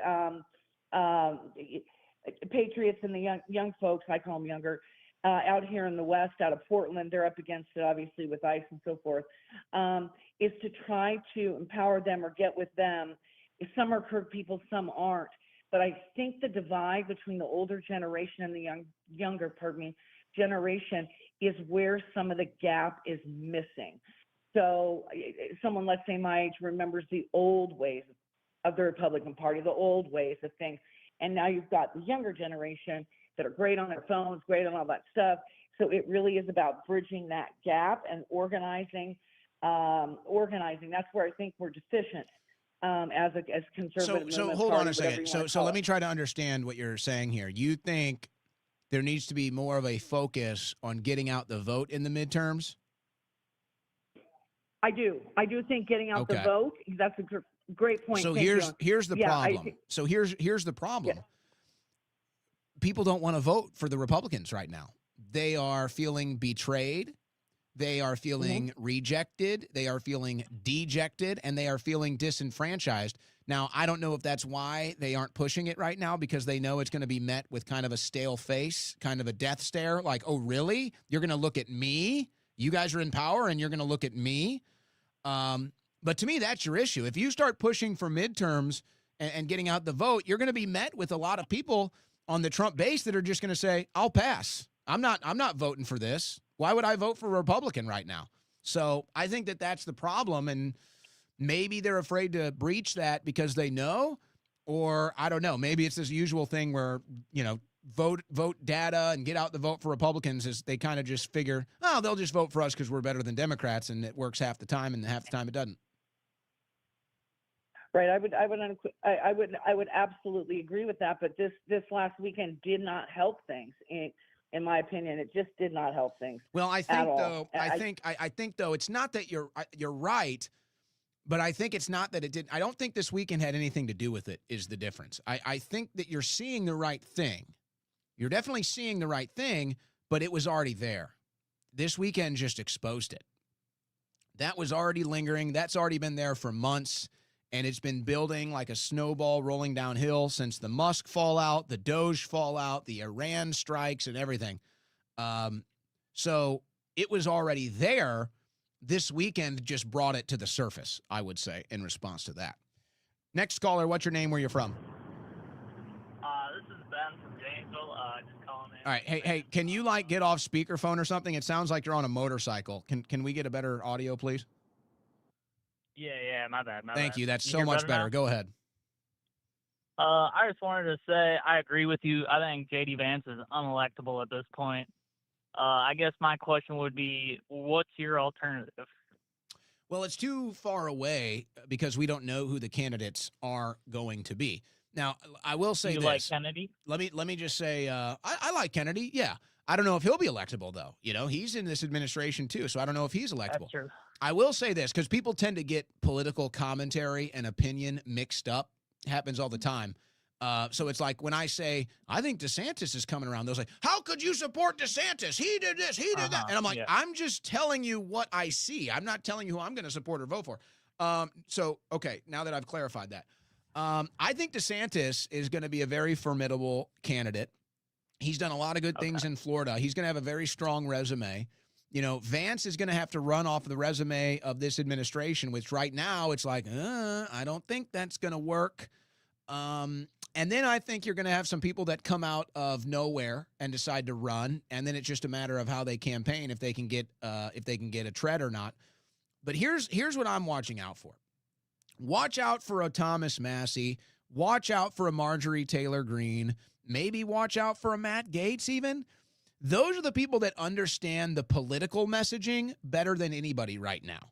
They understand the political messaging better than anybody. And if they can get on a debate stage and deliver that message, they can rise real fast. So it's like DeSantis is going to be able to run on a really strong record on Florida. Okay. He's a polished politician. He'll know how to run. Vance is going to have to run off of whatever the results of this administration are. But the people that really understand the messaging and where we, the people, are at, that's a Thomas Massey, that's a Marjorie Taylor Greene, that's a Matt Gaetz. I see Ted Cruz is going to throw his name in the ring. That's a joke. I don't even know why. Yeah. So that's where I would say things are at right now. It's way too early. But if we are counting, we do it. It's politics. We talk politics. I'd say that's where it's at. Sure. I was just wondering. I think AmFest, was just completely out of touch. I think a lot of the messaging just was out of touch. Yeah, they're like 2 years behind everyone else. So Isn't that the story? Isn't that the story? Well said. Next caller, what's your name? Where you from? Hey, Owen, this is Don in Orange County. What's up, Don? Hey, how you doing? How was your weekend, man? Good weekend. We had a beautiful weekend here in Austin. Got out to the Trail of Lights here, which is total chaos. It was my first time going, but it's you do it once. You do it once. You go see the Christmas lights, the Trail of Lights, but a good weekend here. No complaints. Oh, I'll tell you this though, since you brought it up. You want to know what I'm really excited about right now, Don? What, your knee doesn't feel good? I mean, you feel bad anymore? My knee feels great. We're going to give it a test tonight, though. No, you know what I'm excited about? My Christmas rally today, Don. My Christmas rally. I've been holding on, and I knew it. I knew we would get the Christmas rally, and it happened today. Hallelujah. I got my Christmas rally. I'm excited about that. And maybe there was also some bonus good football action on top of that, Don. But we don't want to get too into my gambling habits, huh? You're winning, man. Some of us aren't tired of winning. Yeah, I'm not tired of it either. So therefore, I know what it looks like, and I know we ain't winning. I just want to say one thing about this. For the last few years. I don't know. It could have been even when Trump first made his announcement he was going to be president in 2015 or 16. All you kept hearing, look, the whole world, the whole population of this country, we do this like this pre-programmed gaslighting of ourselves to deny what we're seeing and what we're actually going through, and calling it okay. Maybe there's something like 5D chess that he's playing, or maybe this. No, you know what? I'm past all that, dude. We're so screwed. The thing is this thing with TPUSA, I told you I went to the memorial, and it was the most evil thing I've ever been through because of the energy that was being projected. But now we got Nicki Minaj, and now you have Ben Shapiro up there who, can't people see for themselves what the hell is going on here? This is the product they're giving us. Okay, this is the stuff they're giving us, this slop to feed off of, while they're doing the real stuff behind the scenes, and making all these world decisions. I'm tired of giving Trump a pass, and I'm tired of hearing people say, "Oh, give him another year" or whatever. We've talked about this, dude. We voted for him. He got in. We got everybody in place, the House and the Senate, and you got Nick. What the hell's his name? Johnson. Is that his name? Mike Johnson. Coming up and telling everybody, "Oh, we're going to lose." Huh? Yeah, you're talking about Speaker Johnson. Yeah, coming out and telling everybody, we're going to lose the midterms, that Trump's going to be, you know what? I don't give a shit if they impeach Trump. I don't care. I don't care if they do. He deserves it because he lied to everybody. What kind of narcissist does what he did with this ballroom, which the Democrats are probably going to tear down immediately, right when he's the president. Which is ridiculous, but you're probably right. Yeah, then he goes and puts his name alongside of Kennedy at the Kennedy Space Center. It's like, dude, you didn't do shit. You didn't do anything, man. No, it's crazy. I can't even defend him anymore. Remember back in the day when liberals, when Biden was president and liberals would talk their crap, we would annihilate them because of who their president was, and we'd be able to hit them with what Trump was supporting and what Trump was telling us. When a liberal, I avoid the conversation, dude. I can't even back them up anymore. Well, you know what's funny about that? You know what's funny about that? And we've had some of this, we've had some of it on the show. I've had a lot of it on X. I anticipate there'll be more in the future. If I'm getting into a debate and I'm, winning a debate, it's with somebody on the right.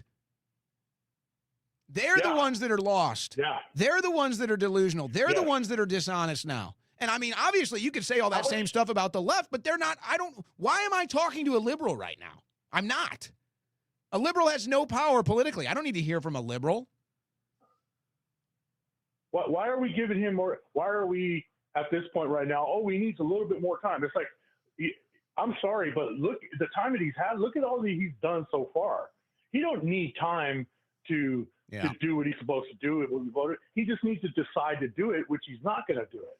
Well, I think part of that is, and I have it too. I have it too. You kind of hear it sometimes when I'm talking, and I appreciate your call. It's just like we don't want to admit it. It's like, I don't mean to have a graphic metaphor here, but it's like, sometimes Lassie or whoever, you got to take them to the woodshed. Or I actually had to do that. I had to take my dog to get my dog put down when I was a kid, and I was young at the time. I was the only one in my family. This is our family dog. I had him for like 16 years. And I was the only one in my family that was willing to go there and be with the dog when it was time to put him down. And it's just you're in denial, man. I was in denial. I didn't want to, my dog's not sick. This isn't the last time I'm going to be with my dog. It's a natural human element to kind of have that state of denial, but I think that that's where a lot of people are still at right now. They just can't believe the betrayal. They just it's so in their face and outrageous that they just can't believe it. But I don't live in a land of delusion. I just call balls and strikes. So it's easier for me, I suppose. Even though even I have that thing in my heart like, no, this can't be real. It's all real. Next caller, what's your name? Where you're from? You talking to me? Yes, you're on the air. What's your name? Where you're from? Hey, this is Brent. I'm from Phoenix, Arizona. Oh, hot place right now. Go ahead. You're not kidding. I guess I had a question. Why do you guys think that Trump called Marjorie Taylor Greene a traitor?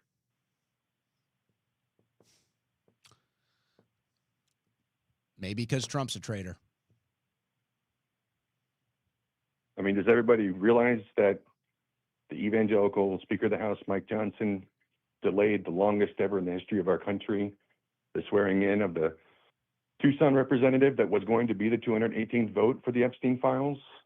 Like, does everybody remember all the Truth Social tweets and whatever about his supporters are stupid and weak?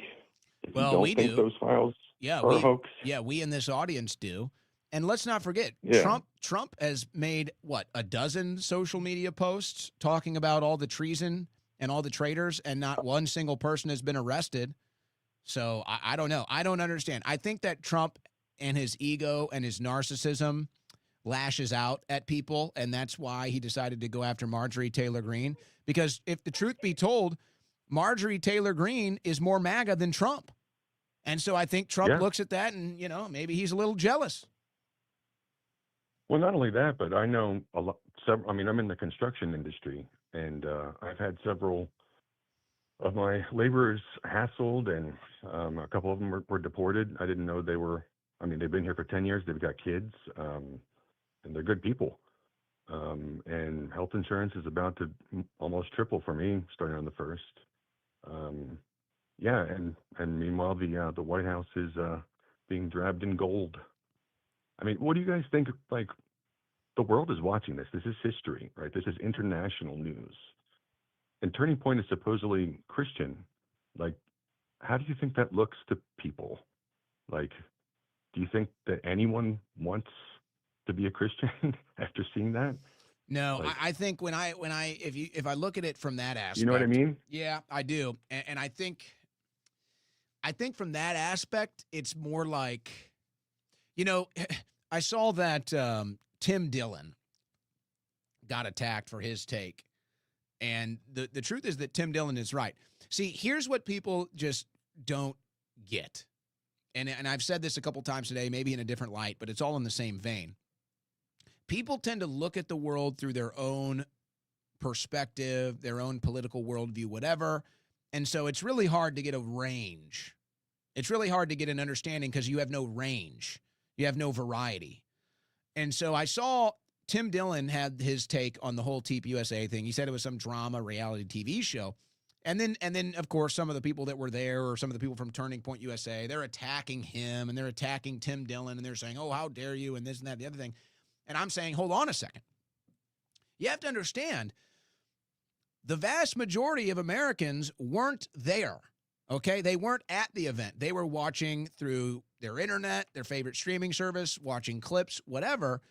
And so what Tim Dillon represents, I would even say through his commentary in general, Tim Dillon represents the average American that's not politically involved, that's not politically invested, that's just kind of watching, just monitoring, and maybe has some opinions and stuff, but is not overwhelmingly invested in politics. And to that person, whether they're on the right, on the left, in the middle, indifferent, that's what this was. So I look at that, to answer your question, to me, it's like, is this even a political event anymore? Is this even a political movement anymore? It's just lights, camera, action. It's just Hollywood, you know? It's just, let's all get dressed up. Let's all take pictures. Let's get the VIP pass. Let's take the pictures with this person and then that person and the behind the stage and the pyrotechnics and the promo cards and the hype and everything. There's no political movement. We got Nicki Minaj on the stage. Let's stop kidding ourselves. This isn't a political movement. It's a show. It's reality TV. And hey, that's fine, guys. This is America. Do what you want. All right, have fun.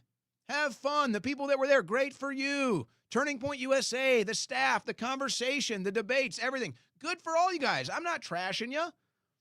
But there's no real political movement here. If anything, it's trying to stop a political movement now. But regardless, I think Tim Dillon's take on it is where most Americans are at that are watching that. It's just a show. The politics of it, who knows? The political message, muddled, confused. They just see that as just another Hollywood type show. And so that's why they're attacking Tim Dillon, I think, is because they know that Tim Dillon is right. You're listening to the Owen Report on the Win Network. All right, guys, you got to get the official coffee of the Owen Report. Blackoutcoffee.com/Owen. This is the official mug right here, the Blackout Coffee mug. Don't tread on me on one side, the American flag on the other. I just got my shipment. If you haven't ordered Blackout Coffee yet, by the way, when you get your box in the mail, they got a little message on the box for you. Let's just put it like that. There's a nice little message on that box for you to remind you that you are a great American and that you're about to drink the best coffee on the planet. Blackoutcoffee.com/Owen. My favorite, I can't help it, the premium instant coffee. The box that I got, it's a pretty big box. I had a big order. I got the light roast finally. I got some single serve pods finally. I'm going to have some Christmas flavored coffee over the Christmas break. But I got a ton. I think I got 4 boxes. I think I got 4 boxes of the premium instant coffee. The whole box is basically, I've got so much instant coffee, it's ridiculous. But I love this stuff. I like my coffee, and I like it premium, and I like it instant. And the only thing that delivers on all 3 is the premium instant coffee from blackoutcoffee.com/Owen.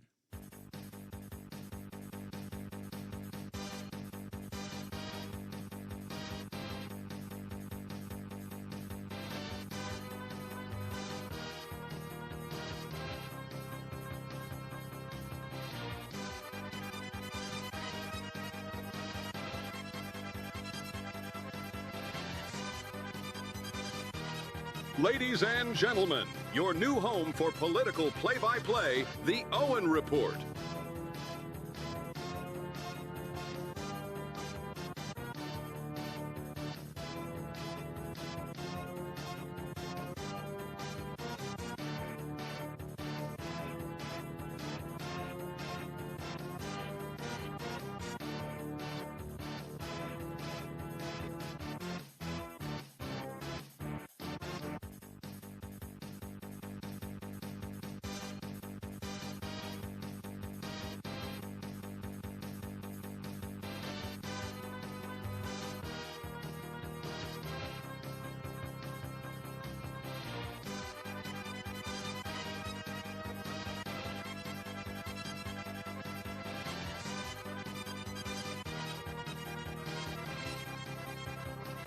All right, guys, we are going to pause the calls for the meantime. I see the line is still lighting up, guys. We're gonna hold the phone calls for a minute here.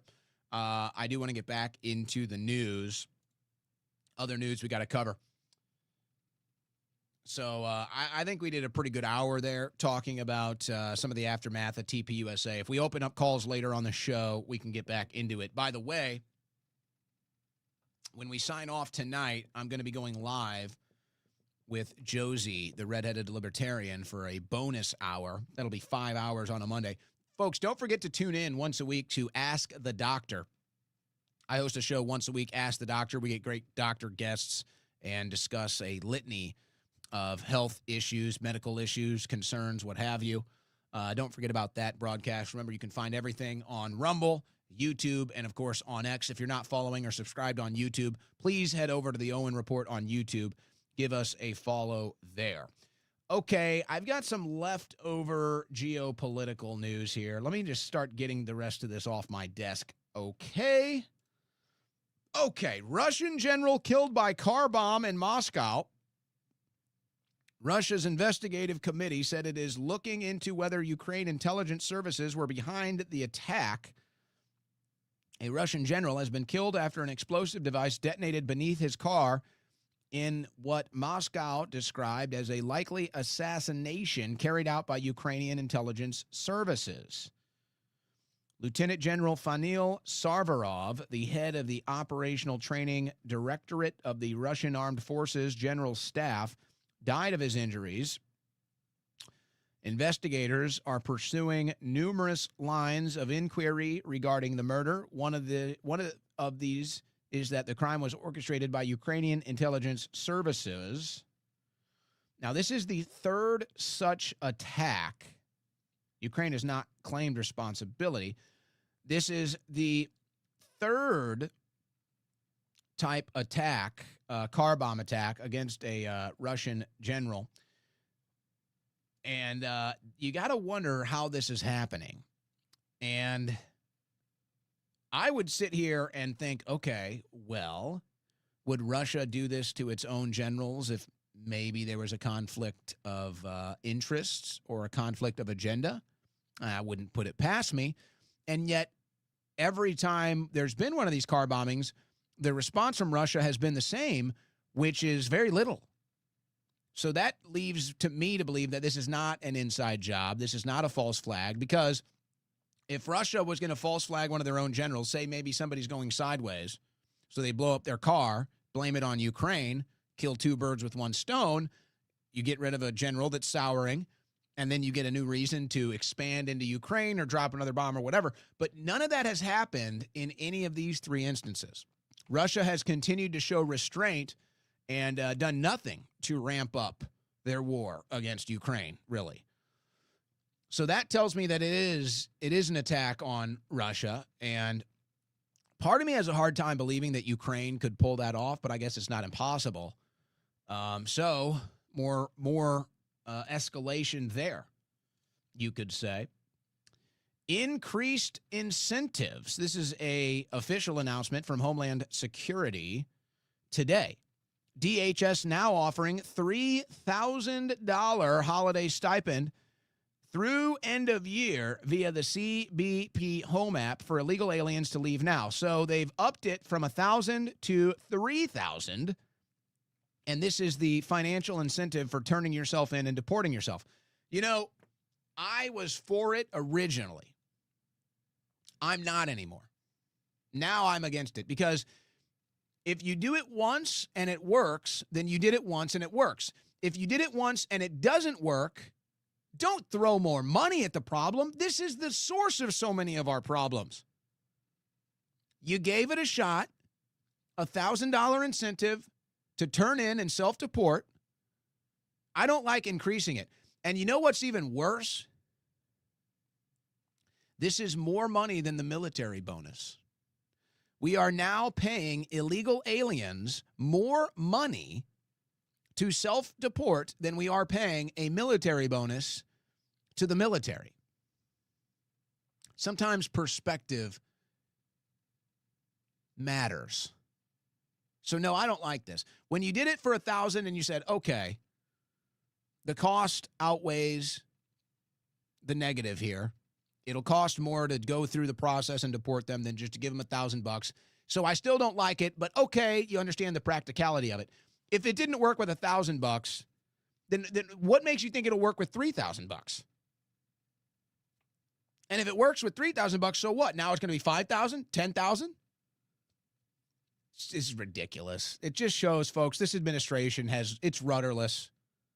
It's rudderless. The only place where this administration has anybody at the helm, the only place where this administration has any control over anything is whatever Israel wants.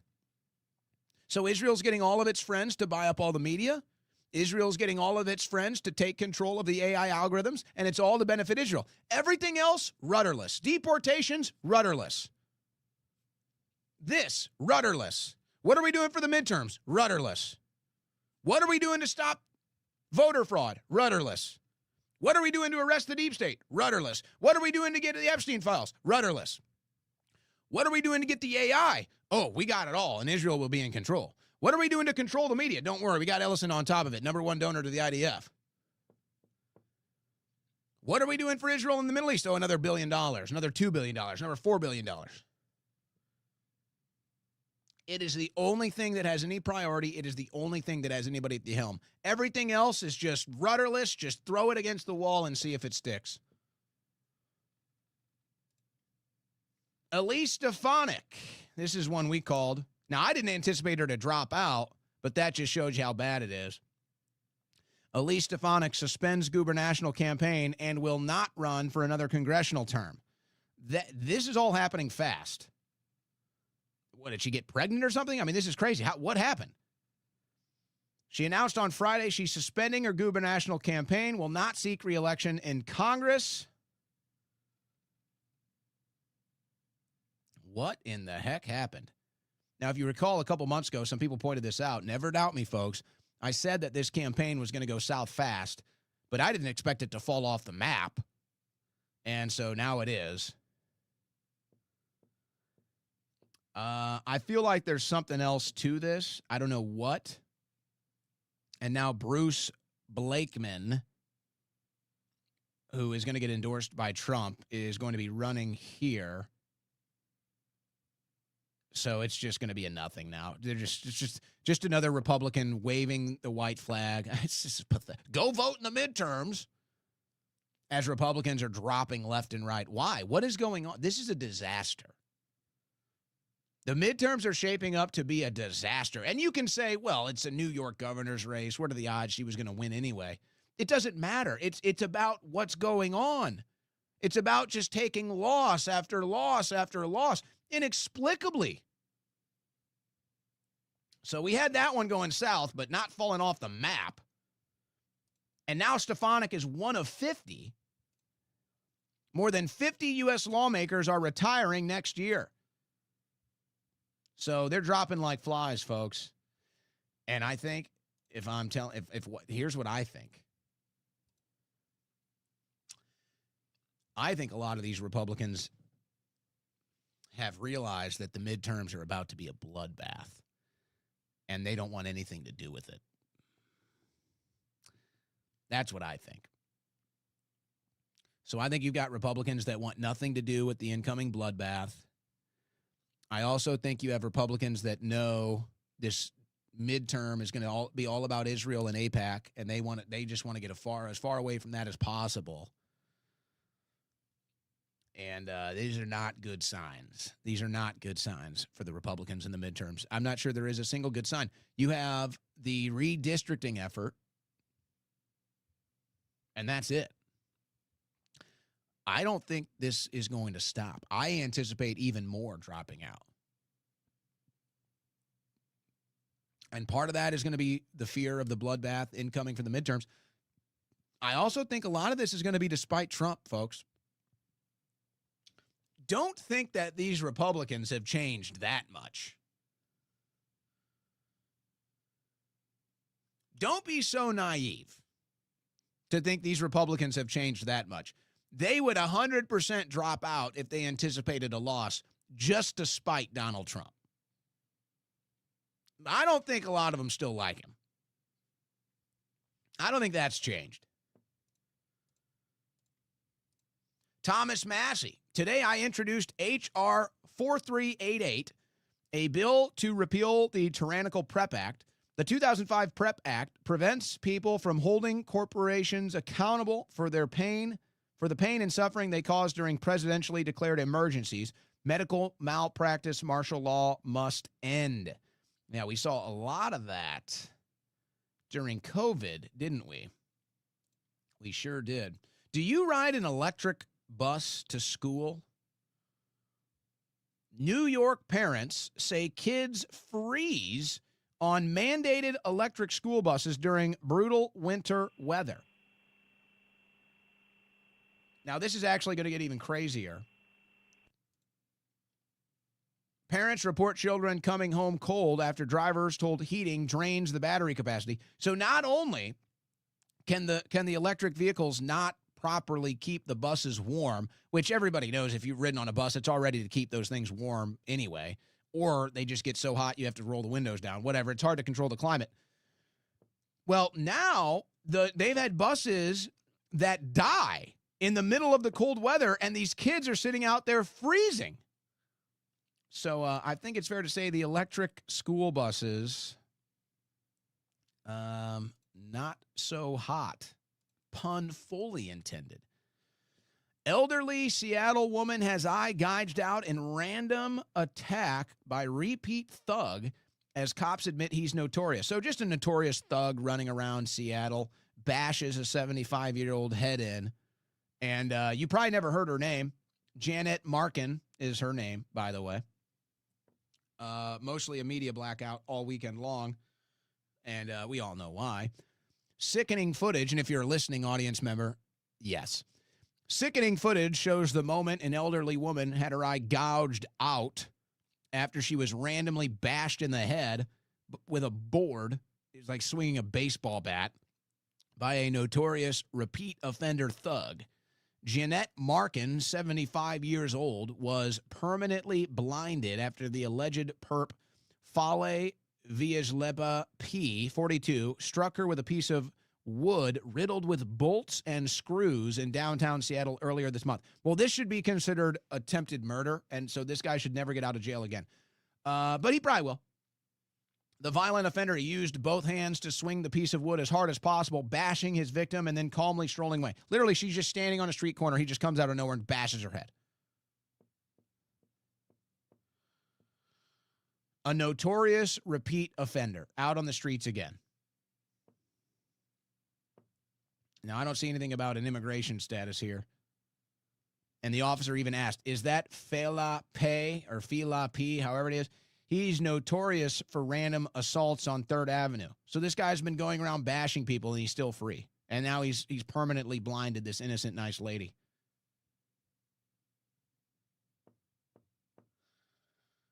It's all so tiresome, you know. It's all so tiresome. Chilling new details emerge about killer migrants responsible for 29 homicides sprung from New York jails instead of being handed off to ICE. Illegal aliens, violent criminal illegal aliens, released from jail in New York instead of handed over to ICE so that they can go commit new crimes. 29 homicides. And these judges aren't even impeached. They're not even named. They're not even removed. They're not even scolded. So it happens again and again. Homeless man accused of breaking into woman's home, beating her to death months after judge released him. Judge releases a known violent offender, and bing, beats a woman to death in her own home. All right, a lot of news on the Epstein cover-up, which continues. This administration covering up the Epstein files, all of them. Bondi, Blanche, Trump, all of them. New statement from Epstein survivors. I won't read this whole thing for the sake of time. It is alarming that the United States Department of Justice, the very agency tasked with upholding the law, has violated the law both by withholding massive quantities of documents and by failing to redact survivor identities. Yeah, folks, they claim this was all about protecting survivors, and then they ended up not protecting the survivors. I'm convinced now that they're just protecting the clients. That's where I'm at. Jane Doe Epstein survivor, who reported Epstein to the FBI in 2009, sent the following letter to the Department of Justice today after it failed to redact her name in the release of the files. I have confirmed her name is currently not redacted in multiple public files.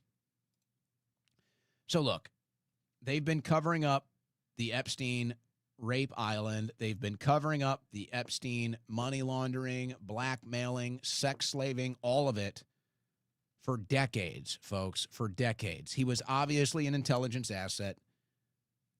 He was obviously blackmailing politicians and bankers and influential, powerful people all around the world, and he was above the law.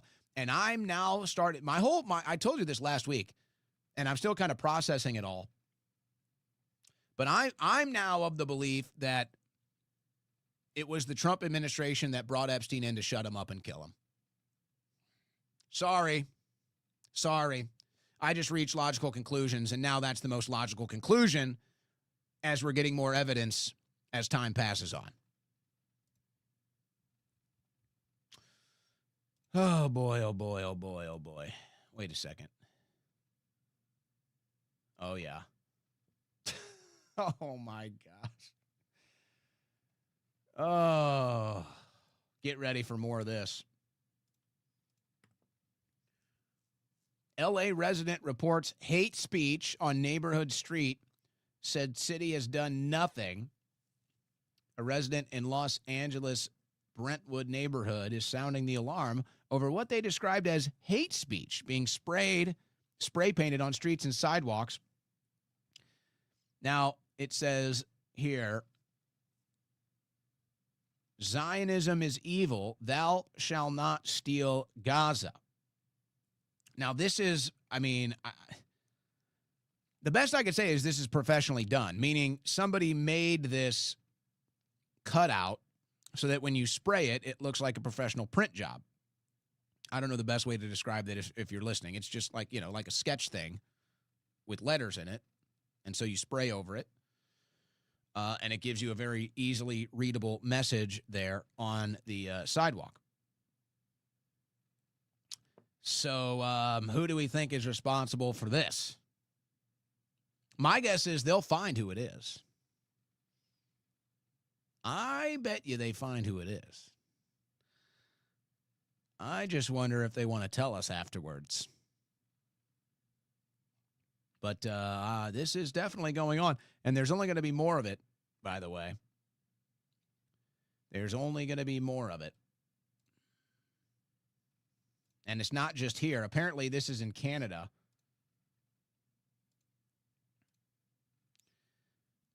Now, this is ridiculous. So somebody apparently does a snow shuffle. They snow shuffle a swastika. So this guy, Lior Biabas, yes, Lior. Literally, that's his name, is Lior. I see this stuff because, look, we know there's all kinds of propaganda out there. We know there's all kinds of Israeli propaganda, anti-Israeli propaganda. It's all over social media. Lior. How am I supposed to look at this? Lior. The guy's name is literally Lior. You guys can't come up with something better? I mean, come on. Last night in Montreal, a Jewish physician and their family came home to a swastika drawn in the snow with feces nearby. Canada, we have a serious anti-Semitism problem, says Lior. Oh, my gosh. Crazy. Well, as we said, it's now a crime. Saskatoon police charge man with inciting hatred after complaint about anti-Semitic comments online. He has a court appearance this week. So there you go. So there's no more free speech. They can anything they deem anti-Semitic, a criminal offense now. So if you say, hey, I don't like Israel's war in the Gaza Strip, that's anti-Semitic. We're coming to arrest you. And I showed you some of the clips from Spanish news and how much they detest Israel right now. Well, look at this. U.S. considers sanctions on Spanish news. Is Israel behind this move? Well, yeah, Israel is behind this administration. They're the ones running this White House, so of course they're behind everything that this administration does. Everything this administration does is for Israel, and I think Netanyahu might even be the president. I wish that wasn't the case, but what other conclusion are we to reach when Israel is the number one priority? So now they're going to go after Spanish news. They're going after the International Criminal Court. How dare it go after Netanyahu? They're going after Spanish news. How dare it be anti-Israel? See, but here's the problem, and they know this, folks. You have to understand they know this, and this is why they're building the AI algorithm. They know that all this is going to do is cause more anti-Semitism, and all this is going to do is cause more anti-Israel sentiment. They know that, but they want that. That is the desired result. So that when they flip on the AI algorithm that punishes anti-Semitic speech, they've already got the infrastructure built. It's game over. So they want to ramp up as much anti-Semitic speech and as much anti-Israel sentiment so that they can make the case after they built the infrastructure to totally shut it down and clamp it down. It's all being done by design, folks. They know exactly what they're doing. And they basically come out and admit as much. Now, Mike Huckabee isn't in on these plans. He's just a useful idiot, maybe blackmailed. But listen, they know they've lost the youth. So they know the only way to control this now, the only way to keep support of Israel is to scare the youth and to imprison the youth and enslave the youth so that Israel becomes king of America. But where does that come from? You know, there's a difference between dumb and ignorant. Dumb is that a person cannot process information. They just don't have the capacity. They don't have an operating system, if I put it in computer language. Ignorance is that the data isn't there. What we're dealing with is not an operating system problem. It's a data problem. We have not downloaded the proper data, the true data into the minds of younger people. And we've assumed that they're going to grow up intellectually curious and intellectually honest, and that they will look for themselves, but they're not. That's the problem.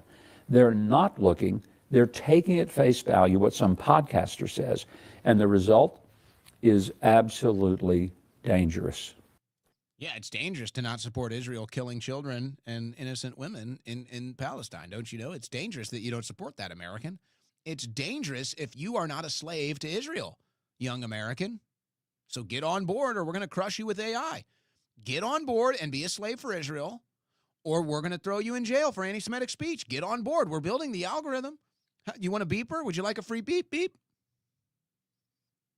And by the way, Huckabee is on a media tour right now. He's done multiple sit-down specials just like that, lecturing America on why prioritizing Israel is their number one concern. You'll see one eventually if you haven't yet. So who is happy about the Trump administration? Bill Maher? Why would Bill Maher be happy about the Trump administration? What do you think is the best thing he's done and the worst thing he's done? Best thing he's done was the Middle East deal. Yeah. Bombing Iran, backing Israel, and not pretending like, oh, well, you know, everybody in the Middle East, they have equal arguments. No, again, not to bring everything back to Anna Kasparian's dress, but like, really wasn't my intention. Yeah. But where would you be comfortable wearing that dress? Whose civilization looks like yours? What do you think is the anti-Trump Bill Maher, though, says Trump is doing a great job with Israel. I'm stunned. I'm shocked. Isn't it amazing? So liberal. And what did I tell you? I said eventually the term of endearment will be it's mainstream Islam. It's not radical Islam. It's mainstream Islam. Here's Laura Loomer. It's not radical Islam. It's just Islam. Never doubt me, folks. They can't sneak any propaganda past me. No. We're the Babe Ruth of hitting propaganda out of the park. Ain't nothing getting by me. No. I see it all. I know the pitch you're about to throw before you even throw it. What is scrometing? Did you see this new Trump push for medical marijuana? I really don't care either way. Whatever. Well, you know there's going to be all kinds of propaganda both ways. Have you ever heard of this? Scrometing, or CHS, a condition caused by habitual marijuana use. I've never seen or heard of this in my life. I know plenty of people that smoke weed.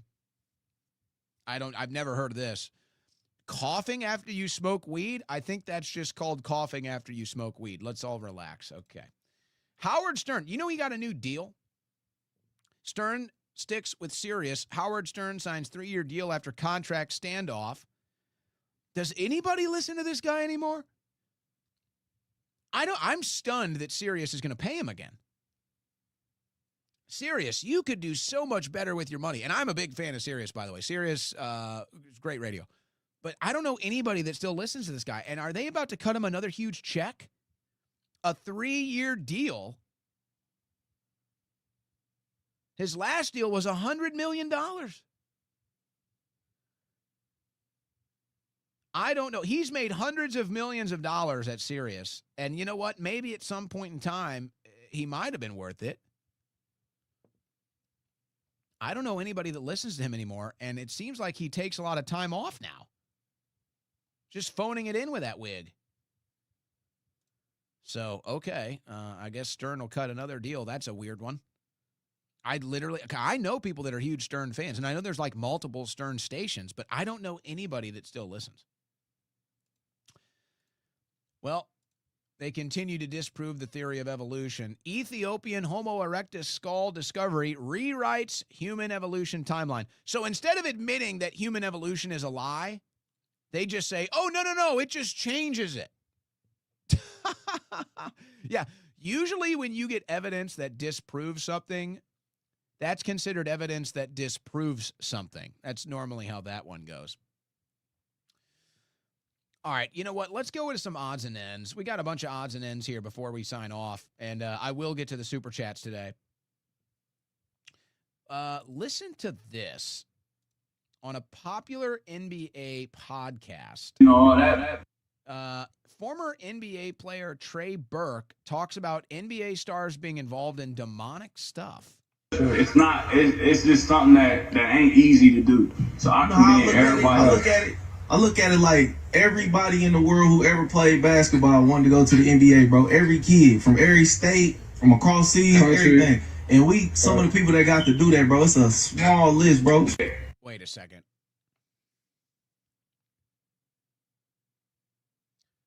Did you guys just hear that? Bro, every kid from every state, from across seas, everything. And some of the people that got to do that, bro. Guys, what's going on here, man?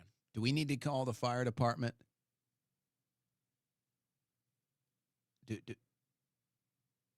What's the problem here, guys?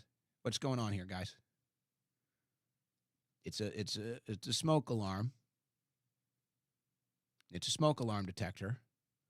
Got one in my house. In fact, just had to change one right here in this studio. Just changed it. Just went off this weekend. It's very simple. Got on a ladder, went up there, grabbed it, put a new battery in. Guys, what's the problem here? Do I need to do a tutorial? I mean, seriously, what's going on here, guys? I know you guys have money. I know you guys have a brain. I know you got hands. You're tall. You might not even need a ladder. Guys, what's going on? Guys, come on. I'm trying to... Guys, I can't even... Everything. And some of the people that got to do that, bro, it's a small list, bro. On the guys who they don't look at as the so-called superstars, you know what I mean? Like, yeah. Because it's so much going on, bro. Like, and I don't even want to get into all that, but a lot of, like, bro, like, some niggas, bro, some superstars took a different route. I'm gonna be real. Like, some superstars took a different route, and I ain't get on here to talk about that much. But some of that shit come with some demonic shit, some dark shit. You feel me? Yeah. Some of that shit, like, it get real, you know. So I appreciate my journey. I appreciate my career. I appreciate my legacy. Now I wonder when he talks about demonic stuff. I wonder what he's talking about because, you know, you kind of assume the worst, You assume the worst, but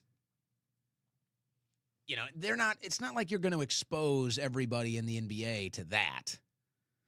That's very select few get even anywhere near that stuff. So I'm like, well, what is he talking about? We hear a lot about adrenochrome or other such stuff. I think he's referring to different treatments.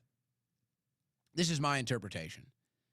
I think he's talking about different treatments or access to treatments or, if we do want to get dark or demonic, maybe like blood, like certain blood transfusions or such. Because, there's no doubt, training and science and mixed with athletic ability and all this stuff, there's no doubt that we can do more for a professional athlete health-wise than probably ever before. And I've even talked about before how just the little keyhole I've had into that world, I know for a fact some of these athletes are getting treatment that you don't get access to. In fact, some of these athletes are getting treatment in America that you would have to go to a different part in the world to get. I know that for a fact. I've been told that. So my guess is that's what he's referring to. I'm not making any accusations. I'm just looking here. This is an observation. I look at LeBron James, who's like 42 years old and is still playing at a very high level, at a freakish level for a 42-year-old. And I'm just sitting here like, most guys by the time they get to 30 start to, feel the pain. And that's without playing 100 basketball games a year or more, like LeBron is doing. 100 basketball games a year at the highest level. And this guy's been doing it since he was 18 professionally. And now he's like 42 and he's still jumping out of the building and all this stuff. And I'm like, what are you getting, bro? I'm sorry. I have a hard time believing that that's all natural. I get the feeling LeBron James is getting access to something special. Not saying anything illegal, not making any assumptions, just an observation. And so I hear him talking about that, and the accusations get made about LeBron all the time. I don't know. He actually seems to be a stand-up guy, whatever you think about him. Good father, whatever. No scandals that anybody knows of. But I look at that and I'm like, you might be getting some special sauce. You might be getting some special treatment. Or maybe the NBA is just turning a blind eye to certain things that might show up in your tests. Because that seems to be inhuman. I don't know. All right, we go over to Europe. I don't live in Europe, so it's really hard for me to have any other take on this other than this to me sounds like propaganda working. Here's what Europeans think is the biggest threat to their country. What is the biggest threat to your country? Russia in the north. Russia. Russia. The far right. Extremism. Russia. It's global warming. The chronic underfunding of education. Lose our identity, our nation, because of Russia. Far right extremism. Russia. The increase of the far right ideology. What is the biggest threat to your I'm like, oh, wow. Europe thinks its biggest threat is Russia and right-wing politics. Okay. Good luck. Good luck with that. Let's check in on Jonathan Greenblatt, our old friend at the ADL. He's always above board. He's always helping the American cause. That's what he's here to do. I'm here at the New York Stock Exchange, where today, just a few minutes ago, on the fourth night of Hanukkah, and in the midst of terrible attacks against the Jewish community, we helped make history. For ADL and J-Lens, of course, but really for the entire Jewish community. The closing bell that we had the chance to ring signaled the end of the trading session and the beginning of the Jewish community's organized shareholder voice to combat anti-Semitism. J-Lens and ADL rang the bell in honor of the first Jewish exchange-traded fund, the first Jewish investment fund, the TOV ETF, the Hebrew word for good. And since launching in February, TOV's already attracted over $190 million in assets under management. Since October the 7th, 2023, more than 75 S&P public companies have been targeted by BDS campaigns, seeking to isolate Israel from the global economy. And we know that when anti-Israel sentiment infiltrates the workplace, Jewish employees, they pay the price. We've seen it happen time and again where discrimination, harassment, and even worse follows. Yes. So when we actually... Well, I'm so glad that you guys don't control the world while obviously making such intense efforts to control the world, making up like 0.02% of the world's population and having the most billionaires and everything else, though. Totally normal stuff. Nothing to see there from Jonathan Greenblatt. Maybe you should get in on it. Trump proposes new rules to ban gender-affirming care for transgender youth. Are we still doing this? Critics warn that the Trump administration's statements against transgender health care contradict decades of research. Hey, here's an idea. Because I'm sick of doing this crap. So here's the idea. Oh, and by the way, the ACLU is taking Trump to court on that. The ACLU is challenging the Trump administration's, they say, unconstitutional effort to ban gender-affirming care. So Jonathan Greenblatt and the ACLU is fighting Trump against transgender care. So here's an idea from the Trump administration that'll probably cave on that since Jonathan Greenblatt is telling them to. Every single doctor, here's what you do. You sign a law. Every single doctor that has any sort of trans surgery or trans chemical castration, anything to do with it under the age of 18, you are now a criminal. That is a felony offense, abuse of a minor. You're going to prison. That's how you deal with that. That's how you deal with that. Does anybody want to get serious about anything, or do we just want to make sure that Israel gets everything at once? Let's protect American children from this disgusting, demonic, deforming agenda of trans kids surgery. You want to do it after you're an adult? Okay, you're not going to get much of a fight there. You want to do it after the age of 18, just like a tattoo, an ear piercing, whatever you want. You want to chop yourself up? Go ahead. You're an adult now? Go ahead. Any doctor that mangles a minor, that does an unnecessary surgery, because it's all unnecessary. Don't give us this BS with these studies. No. Any doctor that dismembers or chemically castrates a minor, prison. Prison. 5-year minimum. You want to put an end to this garbage? Done. Over. You want to get serious about something? That's what you do. That's what you do. So we'll see if they do or not. By the way, I forgot to, I want to make sure we get this kid's name right. I can't remember if I did or not. So this is Cameron Caskey, and he's one of the survivors of the Marjorie Stoneman Douglas High School shooting years ago. He's running for office. He's Jewish, mind you. And he, in my view, properly blames the rise of anti-Semitism on the actions of Israel. He says this. Here's a crazy idea. An Israeli-American mega-billionaire touting her meeting with Jeffrey Epstein associate and defender Alan Dershowitz about bribing the president to violate the Constitution does a lot to spread Jew hatred and conspiracies. This is not good, actually. Cameron Caskey is a better voice to stop anti-Semitism than anybody in the right. He's a Democrat. He's a liberal. And yet he is more in tune with this subject and understands better what's going on with the youth than anybody on the right. And he's only like 22. This is why they're panicking over the youth, by the way. And you can see it.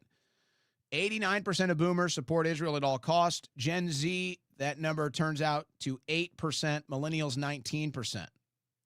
So yeah, you're 2 or 3 election cycles away from Israel having no support at all in America as far as getting actual results politically. And so that's why they're doing everything they can right now with Trump, who's obviously owned by them for whatever reason. That's why they're doing everything right now to try to certify and solidify that you will be a slave for Israel the rest of your life, and then build an AI algorithm to keep you in that perpetually. Because they know they're 2 generations from it being over. And hey, in fairness, you can't blame Israel. Israel knows that its entire country is subsidized by the U.S. taxpayer. Israel knows if the United States slaves are not paying to support it and protect it militarily, then it's going to be in some trouble. So Israel is in an existential battle to keep Americans enslaved, to keep up the subsidization of their country, their health care, their education, their military. So they are in a fight of survival. They need America to continue to fund them. And they know they're 2 election cycles away from it being totally over. So they're doing everything they can right now to try to solidify that and get as much as possible done while Trump is president. So that's why this is all happening. But it's the immovable object meeting the unstoppable force is what it is. So here's more corruption. This is what we should have done with Doge. There should have been arrests. It should have gone all the way, and we didn't. Here's Tim Burchett explaining. We are sending currently $40 million a week to the Taliban in Afghanistan. There's around 1,000 of these NGOs that are created, and what happens is some billionaire Soros-esque kind of person puts money in an account, $1 million. Some unelected bureaucrat in Washington, D.C. sees that, and it's got a great name like, Feed the Starving Children or something. So, and they start funding him. Elon Musk told me, and I have no reason to doubt it, we probably put close to $1 trillion of your tax dollars into these things. And then it flows into the pockets of terrorists, and ma'am, they will hate us for free. We don't need to be paying the Taliban $40 million a week. But the president's aware of it. And last week, the Senate Democrats blocked the bill. Well, you know why you're sending that money to the Taliban, right? You know why you're sending all that money to the Middle East and these proxy groups, right? It's because it's intelligence assets is what it is. Just like the intelligence asset that is now running Syria, that you were told was Al-Qaeda, a wanted terrorist, $10 million on his head. Now he's the leader of Syria. That's why they're sending your money to the Middle East, folks, so that you can fight proxy wars for the deep state and proxy wars on Israel's behalf. And I love this part of it too. And I don't really care, but let's just call it out. I love this part of it. They're like, oh my gosh, you talk about Israel all the time. It's just Israel. What are you talking about? I respond to what's in front of me. Is Israel the biggest benefactor of our foreign policy? Yes. Are you denying that? Is Netanyahu one of the biggest influential factors on our foreign policy? Yes. Are you denying that? Do we have all of these bills written to protect Israel and to stop anti-Semitic speech? Yes. Are you denying that? They get up there. It's like we see this pro-Israel convention after pro-Israel convention. It's like one after the other after the other. 10,000 pastors in Israel, members of the media, members of Congress, everybody going to Israel. Adelson at the White House, we'll give you $250 million, Trump. Just go for another 4 years and make sure Israel's still supported. And then you just say, gee, that's a lot of support for Israel. Oh my gosh, you're obsessed. What's wrong? You're crazy. All you see is it. What? Their flags are everywhere. They benefit. Israel benefits more from our country's tax dollars than we do. Anyway, this will get you mad. Again, there should have been arrests. We should have gone all the way with Doge, and there should have been arrests, but there weren't. But listen to this one. More celebrities who took out PPP loans during the pandemic. Diddy, Sean Combs. The loan amount, $1.9 million. For 134 jobs he needed to provide. Come on, things are tough. Oh, his loan was forgiven. Next one, Paul Pelosi. Gotta love Paul. You know, the guy that was hit with the hammer with that weirdo that came in his house in San Francisco. Oh, his wife is Nancy. So he's worth $120 million. Nice gentleman. His loan amount was $1.7 million. Oh, let me add that it was forgiven. Yeah, that's an important thing.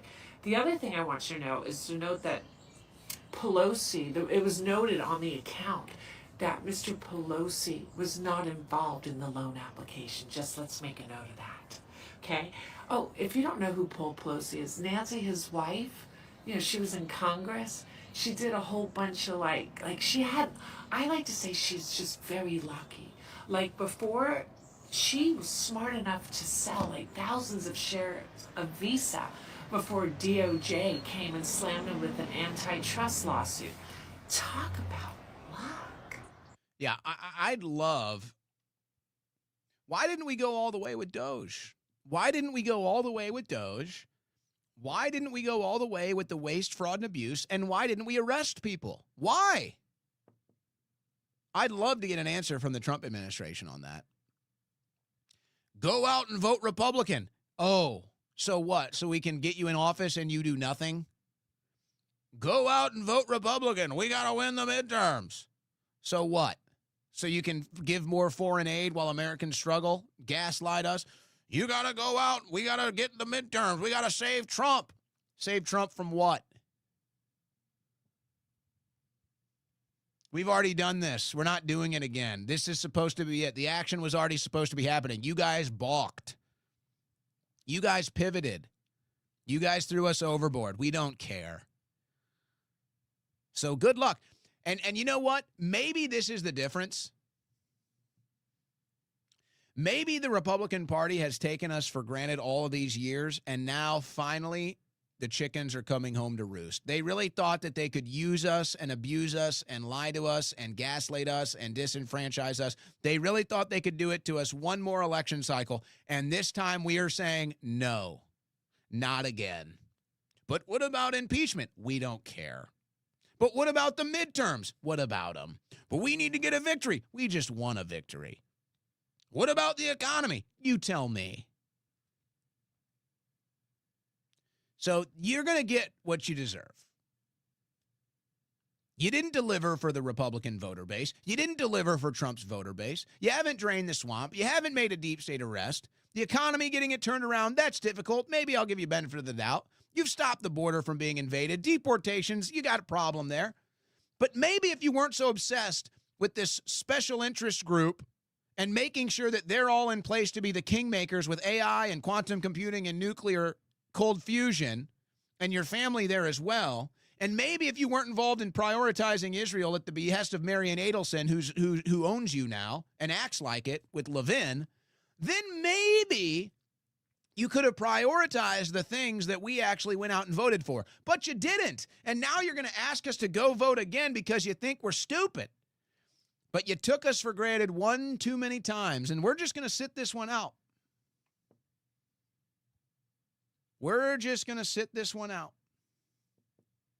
What else do we have before we sign off? Netanyahu blaming the Australian government for not addressing anti-Semitism, demanding a crackdown on speech laws. Let's just pile drive through all these leftovers. Well, I'll tell you what. I'll play this one. This tells you everything right here, folks. This tells you everything you need to know. Netanyahu, do you think he believes in free speech? אני דורש מממשלות המערב לעשות את מה שנדרש כדי להילחם באנטישמיות ולתת את הביטחון הדרוש, את ההבטחה הדרושה. So there's Netanyahu demanding Western governments censor free speech, demanding it so that we can protect Israel. And that's all it is. That's all it is. And this is what the Israelis are doing to celebrate Hanukkah. Here's a nice here's a nice discarded bomb and missile menorah here, because they can't celebrate the holidays, I guess, without reminding everybody how much they love death and war. Oh, that's just a one-off. They're not all like that. Well, really, here's another one reminding you that they'll blow you up if they don't like you. Yeah. Golly gee, I wonder why people blame Israel for everything and think Israel is behind everything. I wonder why. Maybe it's because of how callous you are about death. Maybe it's because of how arrogant you are about killing your enemies and showing no remorse. I don't know, just an idea. And they're pushing now. They want the global government. I'm telling you, folks, it's all the failures of COVID they've learned. And you've seen some of these conferences. We've played some of the clips of these conferences. The Hayom, the Israel Hayom conferences. They're building a global Jewish security architecture that connects Israeli security forces with local law enforcement, specifically in the U.S., to identify instances of anti-Semitism and take action against them. This is the New World Government. Folks, I'm telling you, They learned from their mistakes with COVID. They ran the pandemic and then tried to build the infrastructure. They failed. So now they're building the AI infrastructure, and then they're going to run it, and they're going to say anything anti-Semitic is going to be censored. They're not going to get permission. They're building the infrastructure right now. Then there will be the big attack, whatever it is. They'll blame it on anti-Semitism, and then they'll crack down on speech, and they'll already have the infrastructure built, and this is how they're bringing in the global government. They're building out the global government against free speech and against the Second Amendment. And they're using anti-Semitism to do it. So in this regard, you can even throw out your opinion on Israel. You can throw out your opinion on foreign aid and foreign policy, because that's all smoke and mirrors. That's all smoke and mirrors. This is all about creating an environment to create as much anti-Semitism as possible, so that when they run their big event, like a pandemic, this will be something more serious. They'll run their big event, but now they'll already have the infrastructure ready to go. So, boom, they'll run their event, they'll blame anti-Semitism, you'll see it everywhere, and then they'll bring in the AI speech control, and they'll take away First Amendment and Second Amendment the very next day. And I think this is all going to happen in the Trump administration, probably after the midterms.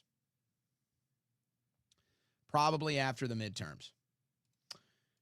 So, but see, this is why I try to give you both sides of the equation, because this group wants to use innocent Jews as their cannon fodder. They want to use Jewish individuals as political body shields, and they want to pretend like, oh, every Jewish person feels this way, and so when you comment, you're an anti-Semite, when the truth is plenty of Jews feel the same way that you do.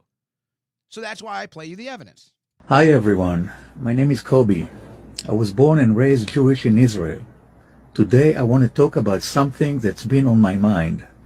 Why do we only hear about anti-Semitism but never about anti-Goyism, as taught in the Talmud? So what is anti-Goyism? It's a term that refers to prejudice or hostility by Jews towards non-Jews, often rooted in religious or cultural teachings. In the context of the Talmud, it includes passages that some interpret as promoting the idea that Goyim, non-Jews, are inferior or even enemies. The Talmud, which is our central text, contains passages that some interpret as promoting anti-Goyism. For instance, in the Babylonian Talmud, Tractate Avodah Zarah 26b, it said, even the best of the Gentiles should be killed. Another example in Avodah Zarah 36b, it says, the daughters of idolaters, non-Jews, are in state of nidah, which means filth, from birth. The Sanhedrin 82a, whoever cohabits with a Gentile woman, zealots may strike him.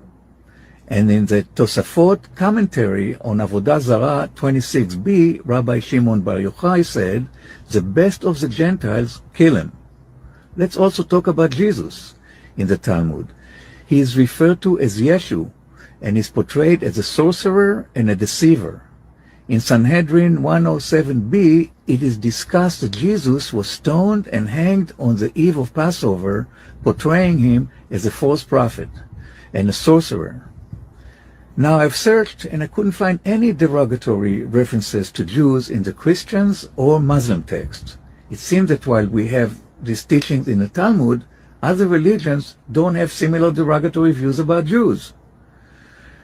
And I just want to be clear, anti-Semitism is real, but so is anti-Goyism. Both are forms of bigotry that need to be addressed. It's time to have an honest conversation about all forms of prejudice, not just ones that suit our Jewish narrative. So could it be that anti-Semitism is, in a way, Jewish karma for being a racist religion? I don't know. I think so. That's a heavy question, but one worth considering. If we acknowledge the derogatory views in our own texts, maybe we can start to understand the cycle of prejudice and work towards breaking it. So next time you hear about anti-Semitism, remember to ask, what about anti-Goyism? And of course, this is what the New Testament and the New Covenant of Jesus Christ is all about. That's what it's all about, is putting those old teachings to bed and saying, no, all men are created equal. And that's God's covenant. There is no superior race or group or religion. The path to salvation is through Jesus Christ, understanding that everybody is a divine creation of God. That's the New Testament. That's the New Covenant. Boy, there's a lot there. Isn't that heavy? Do you want to hear Randy Fine one more time saying it's not radical Islam, it's mainstream Islam? I think I've proven beyond a reasonable doubt that I nailed that one. So I'll just go ahead and skip that as we're running out of time. All right. Actually, let's do one more just because we're on the topic and I don't want to have as many carryovers for tomorrow. So one more. Again, folks, this is just to show you both sides of the aisle. You see plenty of Randy Fines of the world, plenty of Ben Shapiro's of the world. You don't hear much from Cameron Koski's of the world or this individual. Jewish people have thoughts on Israel, very diverse, just like everybody else. So here's one more before we sign off for the day. Who grew up deep inside the Jewish community of Argentina, whose father founded 2 synagogues and was the president of the foundation to the Argentinian Jewish community, political arm, the DAIA, which was blown up in the late 90s, who lost friends in that attack.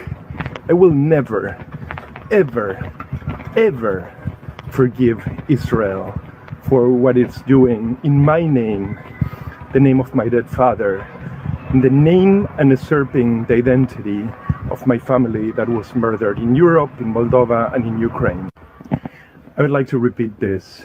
Between children just like mine, murdered by the thousands by Israel, and tribal loyalties to some idea of Judaism, my loyalties will always be to children just like mine. Always. I think I should tell you that as a Jew, he will never forgive Israel. So there you go. All right, I got a lot more, but we're out of time for today. I'm going to be going on immediately after this with Josie, the redheaded libertarian.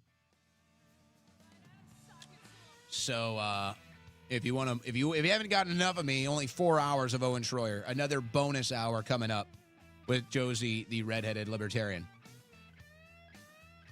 That does it for the Owen Report. God bless and Godspeed. 21-hour break for this show. We'll do it same time, same place tomorrow before Christmas break. How about that?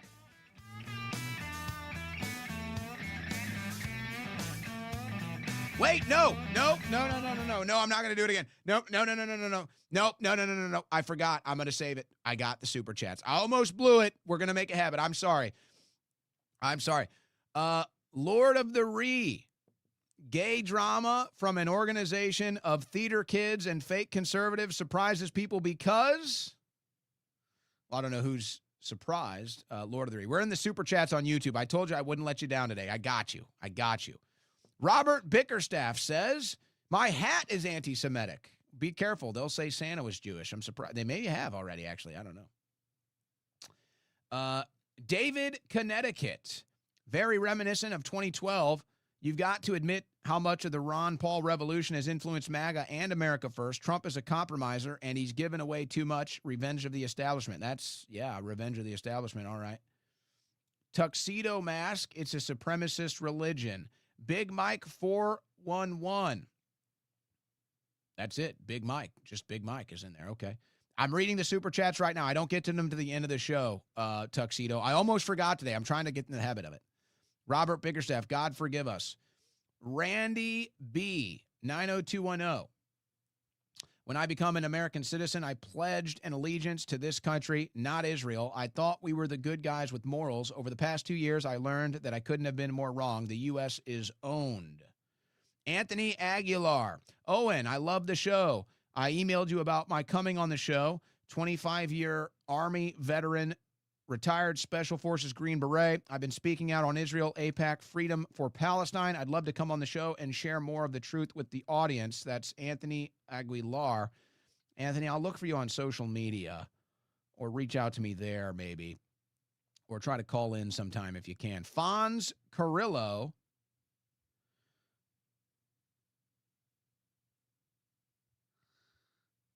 You're sneaky. Old Fonz, hey. All right, we miss you, Fonz. Robert Biggerstaff, I'm voting for Tucker Carlson, whether he's on the ballot or not. Carl Hamilton, ATX. Hey, Owen, when you have Americans calling in bragging about employing illegals, how about you call them traitors and hang up the call? I don't think that was the nature of the call. In fact, if I recall, he actually said he didn't know they were illegals, and I don't think he said anything about hiring them, but okay, fair critique, I suppose. No membership on YouTube from Big Mike. I don't know what that means, membership on YouTube. Michael Musson, Owen, you're doing great. Keep it up. Thank you, Michael. Thank you. Andre Jordan, Bryce Crawford's AmFest speech is the best thing I've seen in a long time. It's beautiful, and it's about Jesus. There we go. We did it. Okay, now we can sign off. Now we can sign. I'm going to make a habit of the super chats, guys. You know I get distracted by the chat. I can't do it. But we will make a habit. I appreciate everybody on the super chat on YouTube. It doesn't star the Rumble Rants. So if I see the Rumble Rants, I'll shout them out. But it doesn't save them, so they disappear on the feed. Whereas the super chats save there. That's why I favor the super chats, because it saves and the Rumble Rants just disappear. So, all right. God bless, Godspeed. I sign off this show. I go on with Josie, the redheaded libertarian.